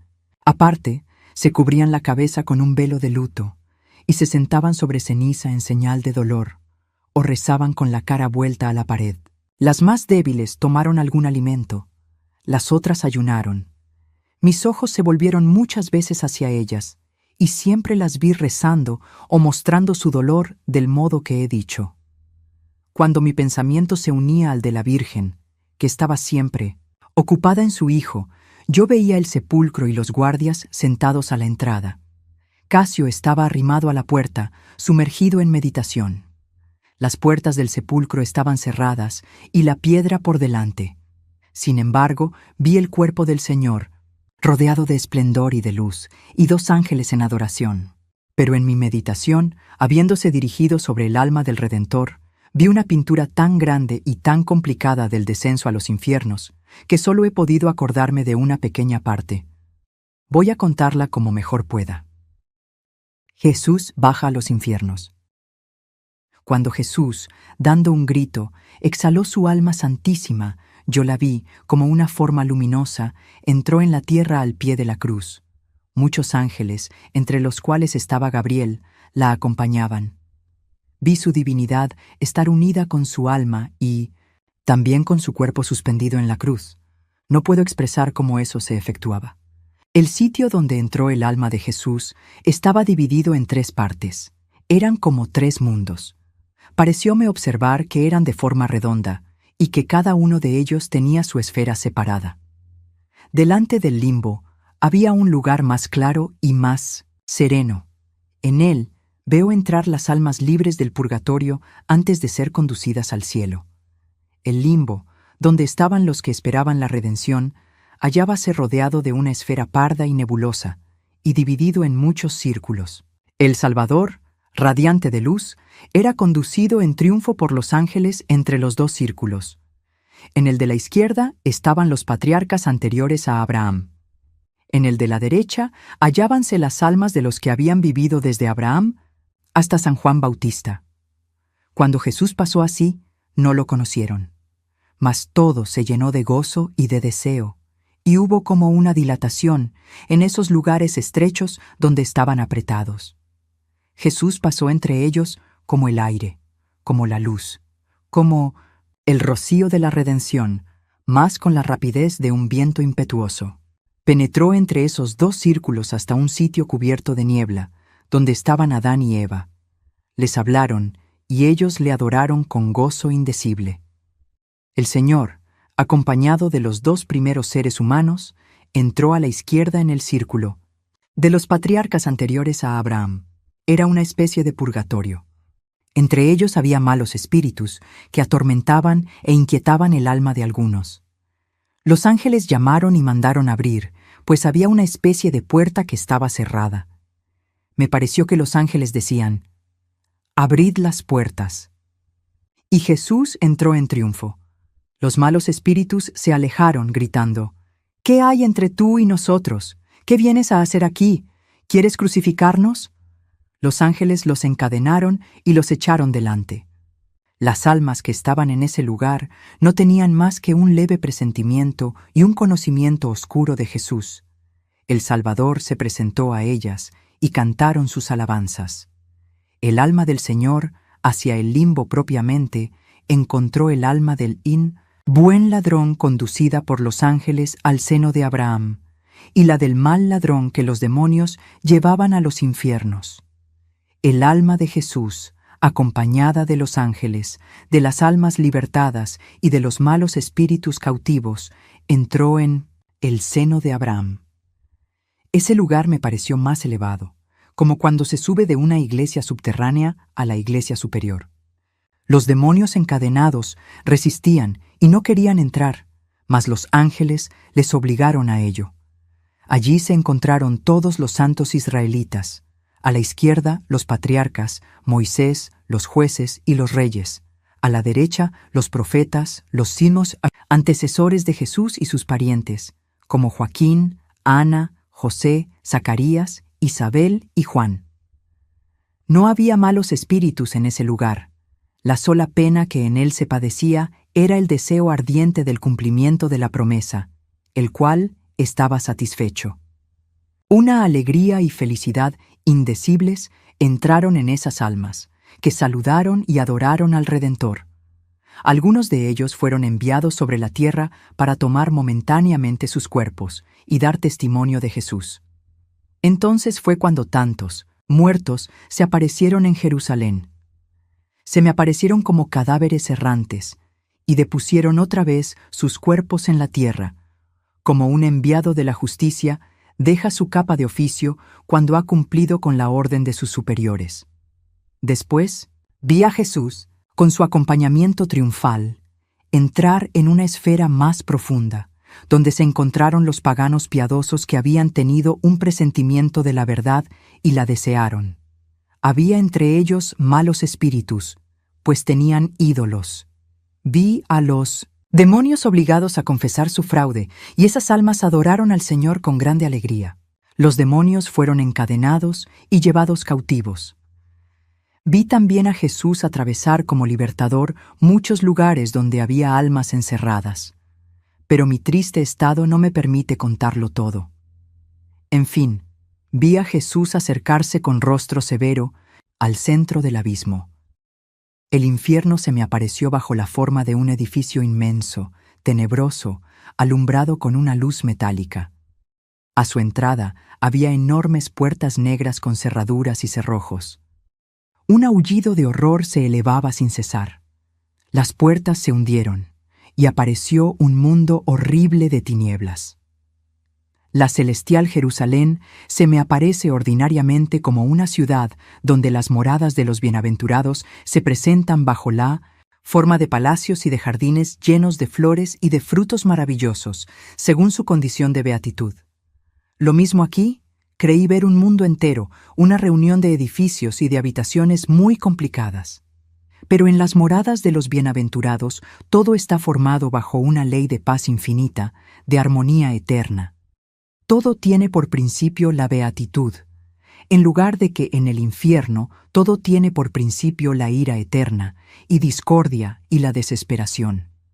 En el cielo son edificios de gozo y de adoración, jardines llenos de frutos maravillosos que comunican la vida. En el infierno son prisiones y cavernas, desiertos y lagos llenos de todo lo que puede excitar el asco y el horror. La eterna y terrible discordia de los condenados. En el cielo todo es unión y beatitud de los santos. Todas las raíces de la corrupción y del error producen en el infierno dolor y el suplicio en número infinito de manifestaciones y de operaciones. Cada condenado tiene siempre presente este pensamiento, que los tormentos a que están entregados son el fruto natural y necesario de su crimen. Pues todo lo que se ve y se siente de horrible en este lugar no es más que la esencia, la forma interior del pecado descubierta, de esa serpiente que devora a los que la han mantenido en su seno. Todo esto se puede comprender cuando se ve, mas es casi imposible expresarlo con palabras. Cuando los ángeles echaron las puertas abajo, fue como un mar de imprecaciones, de injurias, de aullidos y lamentos. Algunos ángeles arrojaron a ejércitos enteros de demonios. Todos tuvieron que reconocer y adorar a Jesús, y este fue el mayor de sus suplicios. Muchos fueron encadenados en un círculo que rodeaba otros círculos concéntricos. En el medio del infierno había un abismo de tinieblas. Lucifer fue precipitado en él encadenado, y negros vapores se extendían sobre él. Todo esto se hizo según ciertos arcanos divinos. Él sabía que Lucifer debe ser desencadenado por algún tiempo, 50 o 60 años antes del año 2000 de Cristo, si no me equivoco. Otros muchos nombres de que no me acuerdo fueron designados. Algunos demonios deben quedar sueltos antes para castigar y tentar al mundo. Algunos han sido desencadenados en nuestros días, otros lo serán pronto. Me es imposible contar todo lo que me ha sido mostrado. Es demasiado para que yo pueda coordinarlo. Además, estoy muy mala, y cuando hablo de esos objetos, se representa delante de mis ojos, y su vista podría hacerme morir. Vi multitud innumerables de almas rescatadas se elevan del purgatorio y del limbo detrás del alma de Jesús, hasta un lugar de delicias debajo de la Jerusalén celestial. Ahí he visto, hace poco tiempo, a uno de mis amigos que ha muerto. El alma del buen ladrón vino, y vio al Señor en el paraíso según su promesa. No puedo decir cuánto duró todo eso y en qué tiempo. Hay muchas cosas que yo no comprendo. Hay otras que serán mal entendidas si las contara. He visto al Señor en diferentes puntos, sobre todo en el mar. Parecía que santificaba y liberaba toda la creación. Por todas partes, los malos espíritus huían delante de él y se precipitaban en el abismo. Vi también su alma en diferentes sitios de la tierra. La vi aparecer en el interior del sepulcro de Adán, debajo del Gólgota. Las almas de Adán y de Eva vinieron con él, y les habló. Lo vi visitar con ellas los sepulcros de muchos profetas, cuyas almas vinieron a juntarse con él sobre sus huesos. Después, con esas almas, entre las cuales estaba David, lo vi aparecerse en muchos sitios señalados con alguna circunstancia de su vida, explicándoles con amor inefable las figuras de la ley antigua y su cumplimiento. Esto es lo poco que puedo recordar de mis visiones sobre la bajada de Jesús a los infiernos y la libertad de las almas de los justos. Pero además de este acontecimiento cumplido en el tiempo, vi una figura eterna de la misericordia que ejerce hoy con las pobres almas. Cada aniversario de este día echa una mirada libertadora en el purgatorio. Hoy mismo, en el momento en que he tenido esta visión, ha sacado del purgatorio las almas de algunas personas que tuvieron pecado cuando su crucifixión. Hoy he visto la libertad de muchas almas conocidas y no conocidas, mas no las nombraré. El descendimiento de Jesús a los infiernos es la plantación de un árbol de gracia destinada a comunicar sus méritos a las almas que padecen. La redención continua de esas almas es el fruto que da este árbol en el jardín espiritual de la Iglesia. La Iglesia militante debe cuidar ese árbol y recoger sus frutos para comunicarlos a la Iglesia paciente, que no puede hacer nada por sí misma. Lo mismo sucede con todos los méritos de Cristo. Para participar de ellos, hay que trabajar para Él. Debemos comer nuestro pan con el sudor de nuestra frente. Todo lo que Jesús ha hecho por nosotros en el tiempo da frutos eternos, pero hay que cultivarlos y recogerlos en el tiempo. Si no, no podremos gozar de ellos en la eternidad. La Iglesia es un padre de familia. Su año es el jardín completo de todos los frutos eternos en el tiempo. Hay en un año bastante de todo para todos. Desgraciados los jardineros perezosos e infieles si dejan perder una gracia que hubiera podido curar a un enfermo, fortificar a un débil, satisfacer a un hambriento. Darán cuenta de la más insignificante hierbecita el día del juicio. La noche antes de la resurrección. Cuando se acabó el sábado, Juan vino con las santas mujeres, lloró con ellas y las consoló. Se fue poco después. Entonces Pedro y Santiago el menor vinieron a verlas con la misma intención, pero estuvieron poco con ellas. Las santas mujeres en sus mantos y otra vez su dolor sentándose en la ceniza. Mientras la Virgen Santísima oraba, interiormente, llena de un ardiente deseo de ver a Jesús, un ángel vino a decirla que fuera a la pequeña puerta de Nicodemo, porque el Señor estaba cerca. El corazón de María se inundó de gozo, se envolvió en su manto y dejó a las santas mujeres sin decir a nadie nada. La vi ir deprisa a la puerta pequeña de la ciudad por donde había entrado con sus compañeras al volver del sepulcro. Podían ser las 9 de la noche. La Virgen se acercaba a pasos precipitados hacia la puerta cuando la vi pararse en un sitio solitario. Miró a lo alto de la muralla de la ciudad y el alma del Salvador, resplandeciente, bajó hasta María, acompañada de una multitud de almas de patriarcas.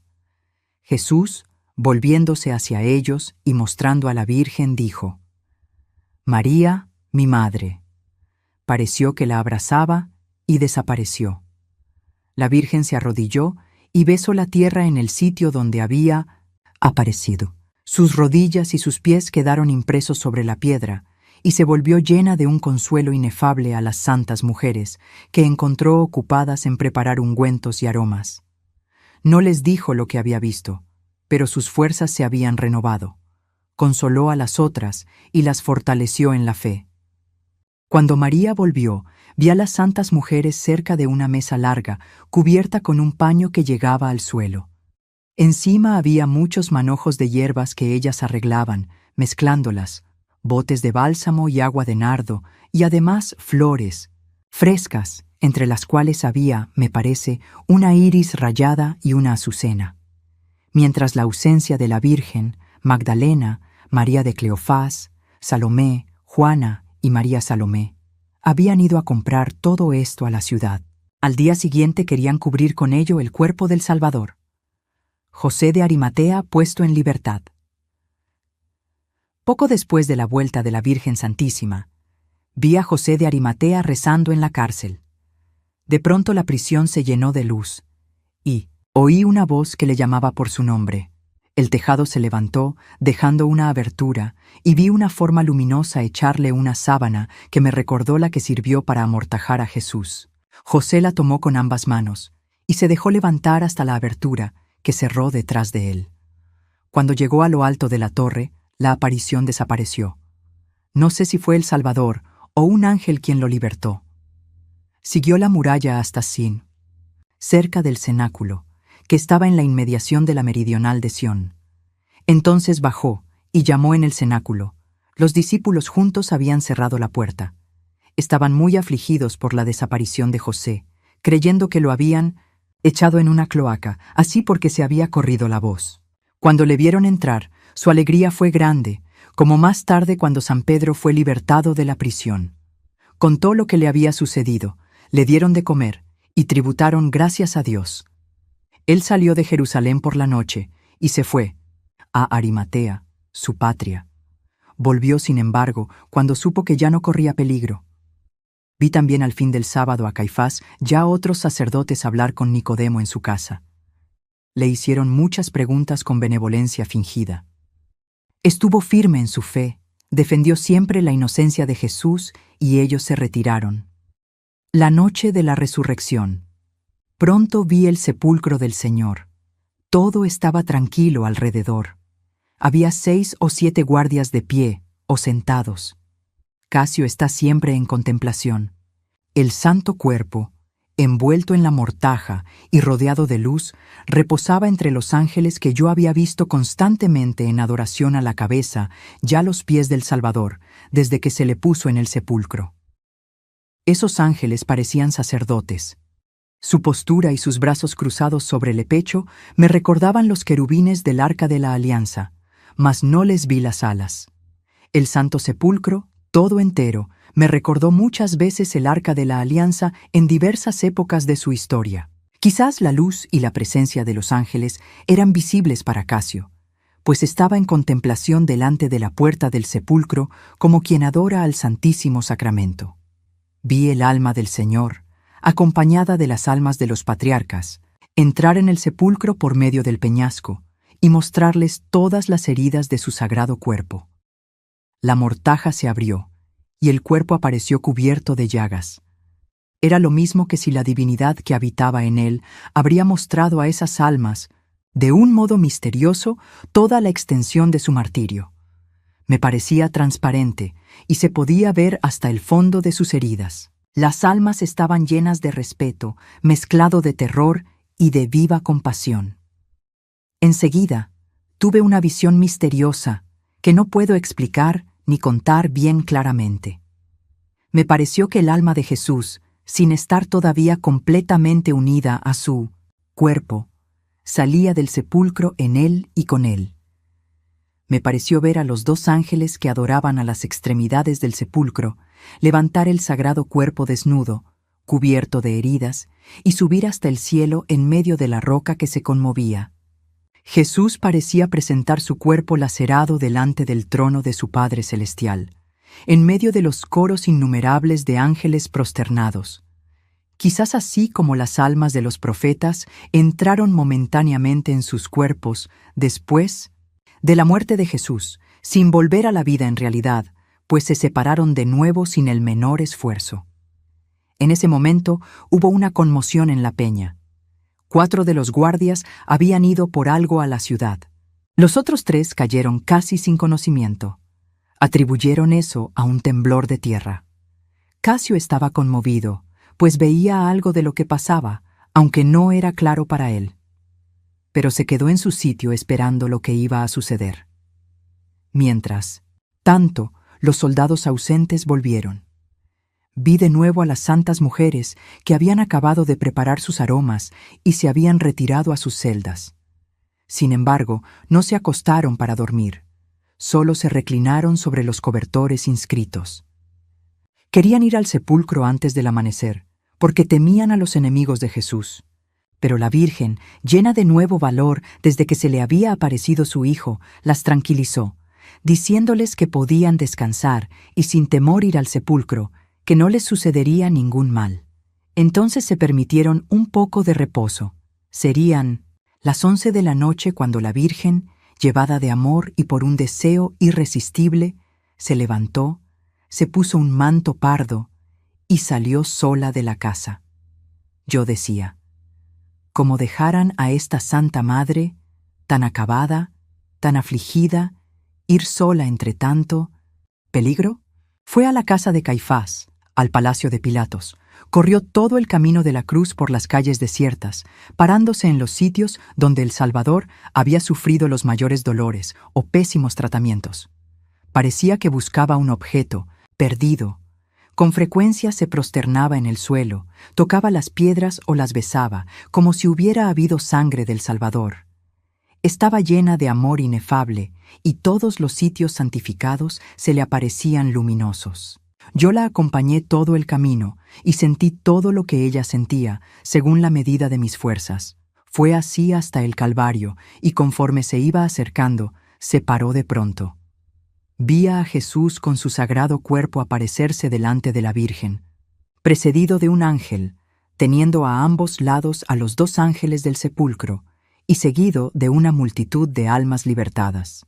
El cuerpo de Jesús estaba resplandeciente. Yo no veía en él ningún movimiento, pero salió de él una voz que anunció a su madre lo que había hecho en el limbo, y le dijo que iba a resucitar ya venir a ella con su cuerpo transfigurado, que debía esperarle cerca de la piedra donde se había caído en el Calvario. La aparición se dirigió del lado de la ciudad, y la Virgen se fue a arrodillar al sitio que le había sido designado. Podía ser medianoche, porque la Virgen había estado mucho tiempo en el camino de la cruz. Vi al Salvador con su escolta celestial seguir el mismo camino. Todo el suplicio de Jesús fue mostrado a las almas con las menores circunstancias. Los ángeles reconocieron todas las partes de su sustancia sagrada que le habían sido arrancadas del cuerpo. Me pareció después que el cuerpo del Señor reposaba otra vez en el sepulcro, y que los ángeles le restituían de un modo misterioso todo lo que los verdugos y los instrumentos del suplicio le habían arrancado. Lo vi otra vez resplandeciente en su mortaja, con los 2 ángeles en adoración a la cabeza y a los pies. No puedo expresar cómo sucedió todo eso, pues no lo alcanza nuestra razón. Además, lo que me parece claro e inteligible cuando lo veo, se vuelve oscuro cuando quiero expresarlo con palabras. Cuando el cielo comenzó a relucir al oriente, vi a Magdalena, María, hija de Cleofás, Juana Chuza y Salomé, saliendo del cenáculo envueltas en sus mantos. Llevaban aromas, y una de ellas, una luz encendida, pero oculta debajo de sus vestidos. Las vi dirigirse tímidamente hacia la puerta de José de Arimatea. Resurrección del Señor. Vi como una gloria resplandeciente entre 2 ángeles vestidos de guerreros.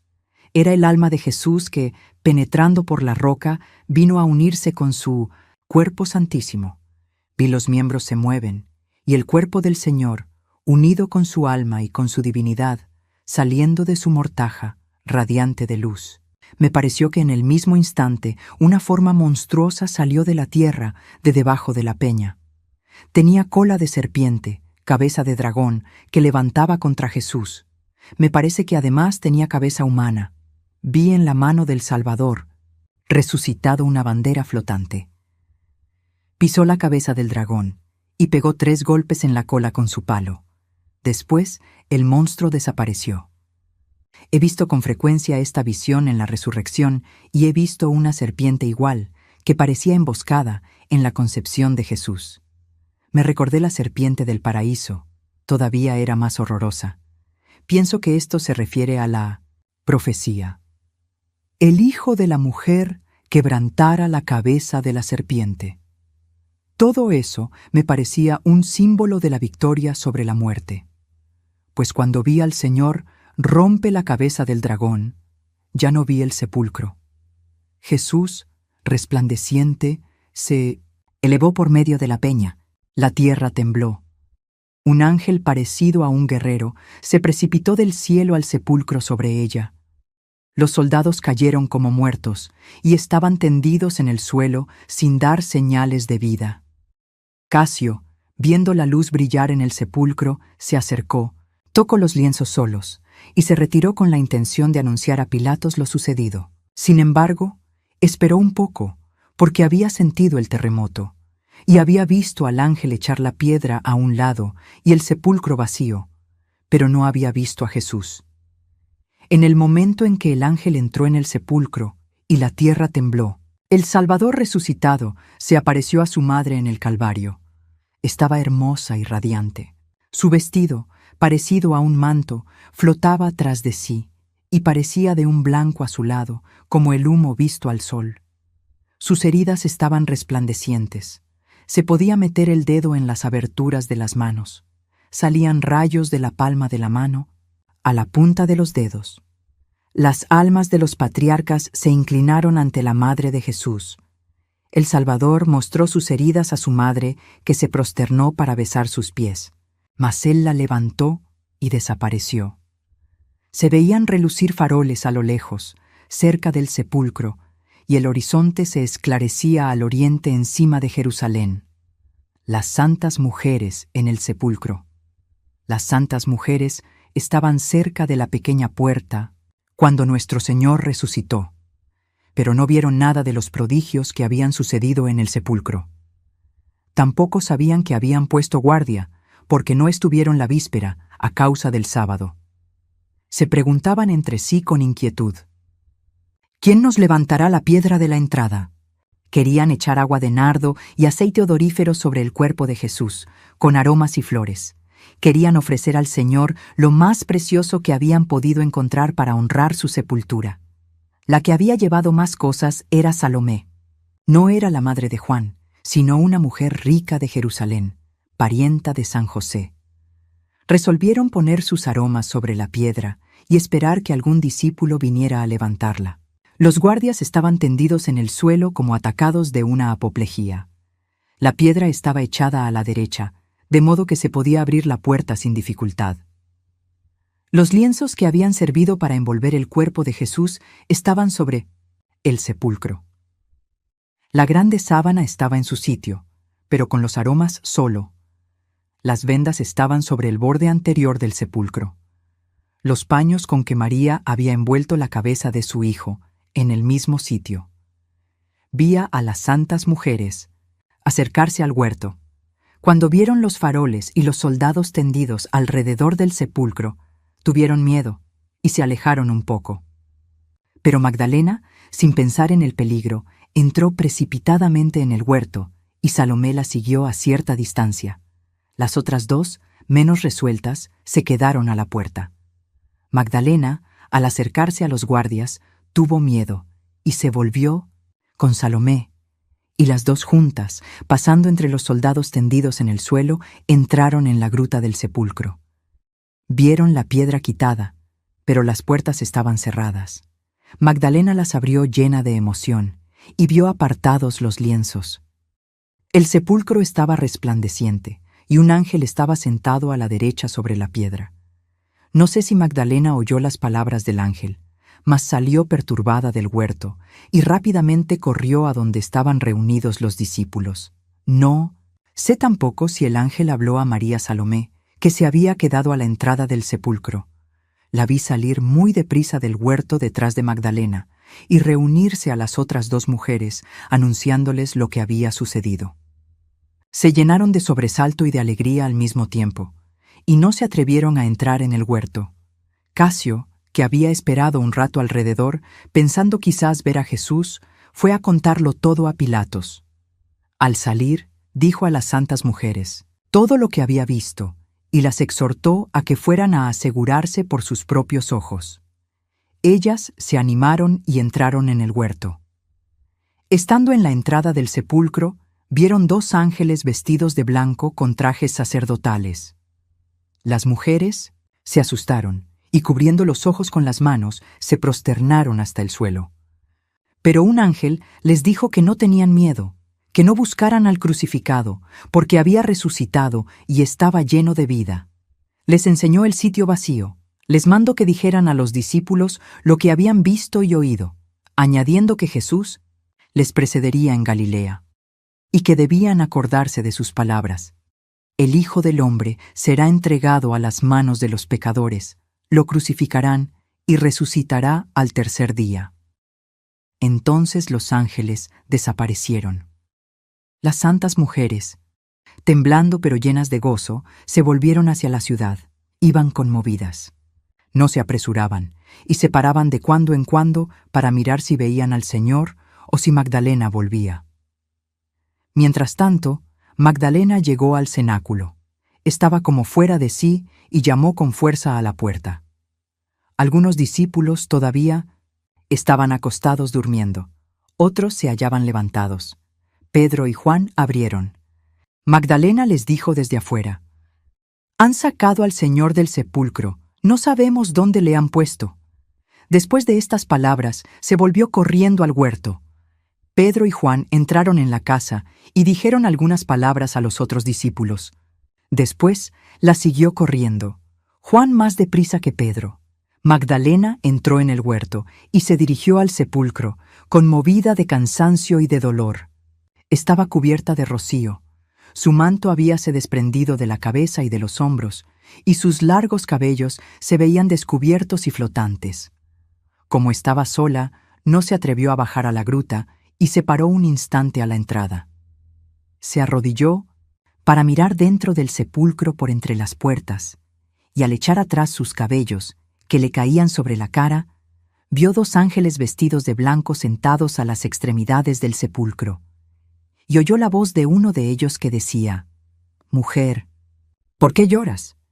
Ella gritó en medio de su dolor, pues no veía más que una cosa, no tenía más que un pensamiento, a saber, que el cuerpo de Jesús no estaba allí.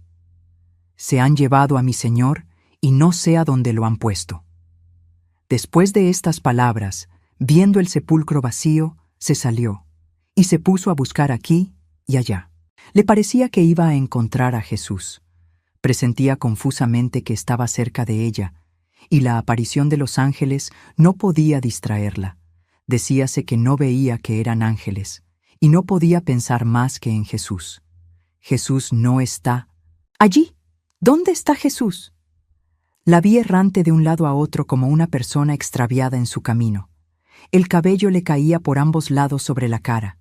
Una vez tomó todo el pelo con las manos y después lo partió en 2, echándolo atrás. Entonces, mirando a su alrededor, vio a 10 pasos del sepulcro, al oriente, en el sitio donde el huerto sube en dirección a la ciudad, aparecerá una figura vestida de blanco entre los arbustos, a la luz del crepúsculo, y corriendo de ese lado, oyó estas palabras: «Mujer, ¿por qué lloras?».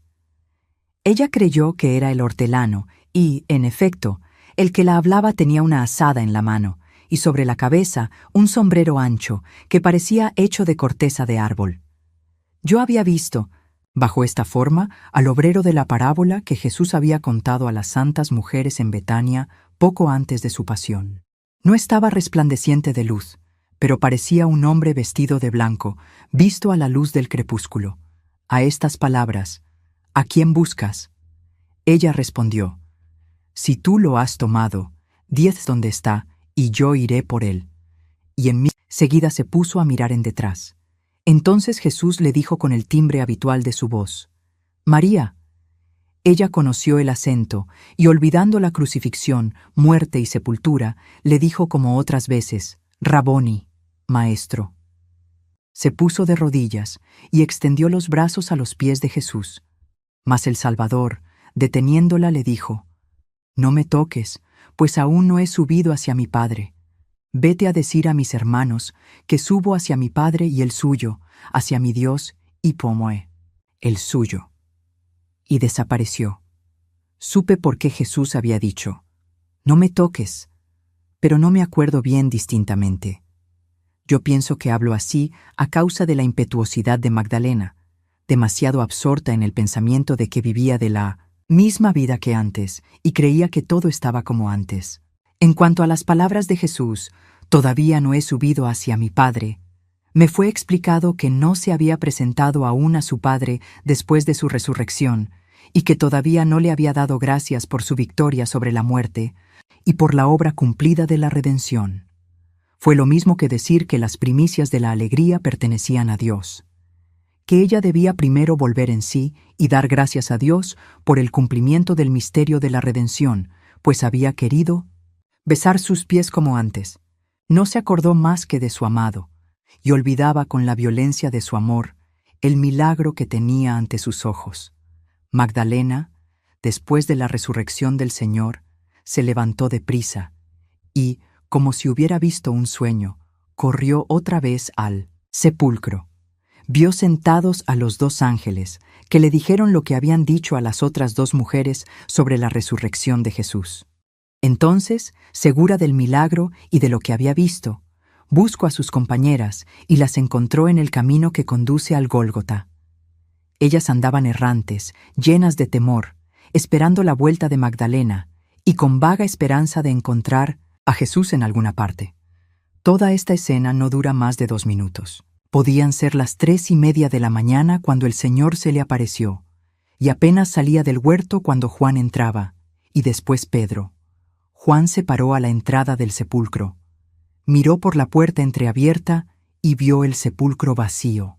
Pedro llegó entonces y bajó a la gruta, a donde vio los lienzos doblados, como se ha dicho. Juan lo siguió. Ya a esta vista creyó en la resurrección. Lo que Jesús les había dicho, lo que estaba en las Escrituras, veíanlo claro, y hasta entonces no lo habían comprendido. Pedro tomó los lienzos bajo su capa y se volvieron corriendo. Yo he visto el sepulcro con ellos y con Magdalena, y siempre he visto los 2 ángeles sentados a la cabeza y a los pies, como en todo el tiempo que Jesús estuvo en el sepulcro. Me parece que Pedro no los vio. Más tarde vi a Juan decir a los discípulos de Emaús que mirando desde arriba había visto un ángel. Quizás el espanto que le causa esta visión fue causa de que dejase a Pedro pasar adelante, y quizás no. Habla de ello en el Evangelio por humildad, por no decir que había visto más que Pedro. Entonces vi a los guardias levantarse y recoger sus picas y sus faroles. Estaban aterrados. Salieron pronto del huerto y llegaron presto a la puerta de la ciudad. Mientras tanto, Magdalena se juntó con las santas mujeres y les contó que había visto al Señor en el huerto y después a los ángeles. Sus compañeras le respondieron que ellas también habían visto a los ángeles. Entonces Magdalena corrió a Jerusalén y las mujeres se volvieron al huerto, pensando, sin duda, encontrar a los 2 apóstoles. Al acercarse, Jesús se les apareció, vestido de blanco, y les dijo: «Yo os saludo». Ellas se echaron a sus pies, mas él les dijo algunas palabras y parecía indicarles algo con la mano, y desapareció. Entonces corrieron al cenáculo y contaron a los discípulos que habían visto al Señor. Estos no querían creer ni a ellas ni a Magdalena, y calificaron cuanto les decían de sueños de mujeres hasta la vuelta de Pedro y de Juan. Al volverse Juan y Pedro, encontraron a Santiago, el menor, y Tadeo, que los habían seguido, y estaban muy conmovidos, pues el Señor se les había aparecido cerca del cenáculo. Yo había visto a Jesús pasar delante de Pedro y de Juan, y me parece que Pedro lo vio, pues me pareció haber sentido un terror súbito. No sé si Juan lo conocería. Relación de los guardias del sepulcro. Casio fue a ver a Pilatos 1 hora después de la resurrección. El gobernador romano estaba aún acostado y mandó entrar a Casio. Le contó con grande emoción todo lo que había visto. Le habló de la conmoción de la peña, de la piedra alzada por un ángel y de los lienzos, allí aislados en que Jesús fuera envuelto. Añadió que Jesús era ciertamente el Mesías, el Hijo de Dios, y que había resucitado verdaderamente. Pilatos escuchó esta relación con terror secreto, pero, sin demostrarlo, dijo a Casio: «Tú eres un supersticioso. Has hecho una necesidad en ponerte cerca del sepulcro del Galileo. Sus dioses se han apoderado de ti y te han hecho ver todas esas visiones fantásticas. Te aconsejo que no cuentes eso a los príncipes de los sacerdotes, porque podría costarte caro». Hizo como si creyera que el cuerpo de Jesús había sido escondido por los discípulos y que los guardias contarían la cosa de otro modo, sea por excusarse de su negligencia o ya por haber dejado engañar con hechizos. Habiendo hablado así, Casio salió y Pilatos fue a sacrificar a sus dioses. Presto vinieron 4 soldados a hacer la misma relación a Pilatos. Mas no se explicó con ellos y los mandó a Caifás. Vi parte de la guardia en un gran patio cerca del templo, donde se habían juntado muchos judíos ancianos. Después de algunas deliberaciones, tomaron a los soldados uno por uno, ya fuerza de dinero o de amenazas, los forzaron a que dijeran que los discípulos se habían llevado el cuerpo de Jesús mientras dormían. Los soldados respondieron que sus compañeros, que habían ido a casa de Pilatos, podrían desmentirlos, y los fariseos les prometieron que lo compondrían todo con el gobernador. Mas cuando los 4 guardias llegaron, no quisieron negar lo que habían dicho en casa de Pilatos. Se había extendido la voz de que José de Arimatea había salido milagrosamente de la prisión, Y como los fariseos daban a entender que esos soldados habían sido sobornados para dejar llevar el cuerpo de Jesús, estos respondieron que ni ellos podían presentar su cuerpo, ni los guardias de la prisión podían presentar a José de Arimatea.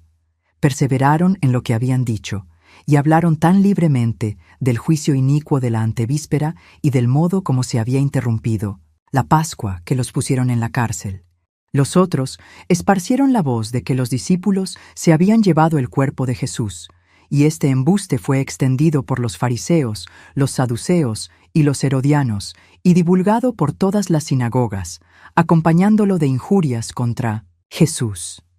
Sin embargo, la intriga no tuvo efecto generalmente, pues después de la resurrección de Jesús, muchos justos de la ley antigua se descubrieron una multitud de sus descendientes que eran capaces de recibir la gracia, y los excitaron a que se convirtieron a Jesús. Muchos discípulos, dispersos por el país y atemorizados, vieron también parecidos, que los consolaron y los confirmaron en la fe.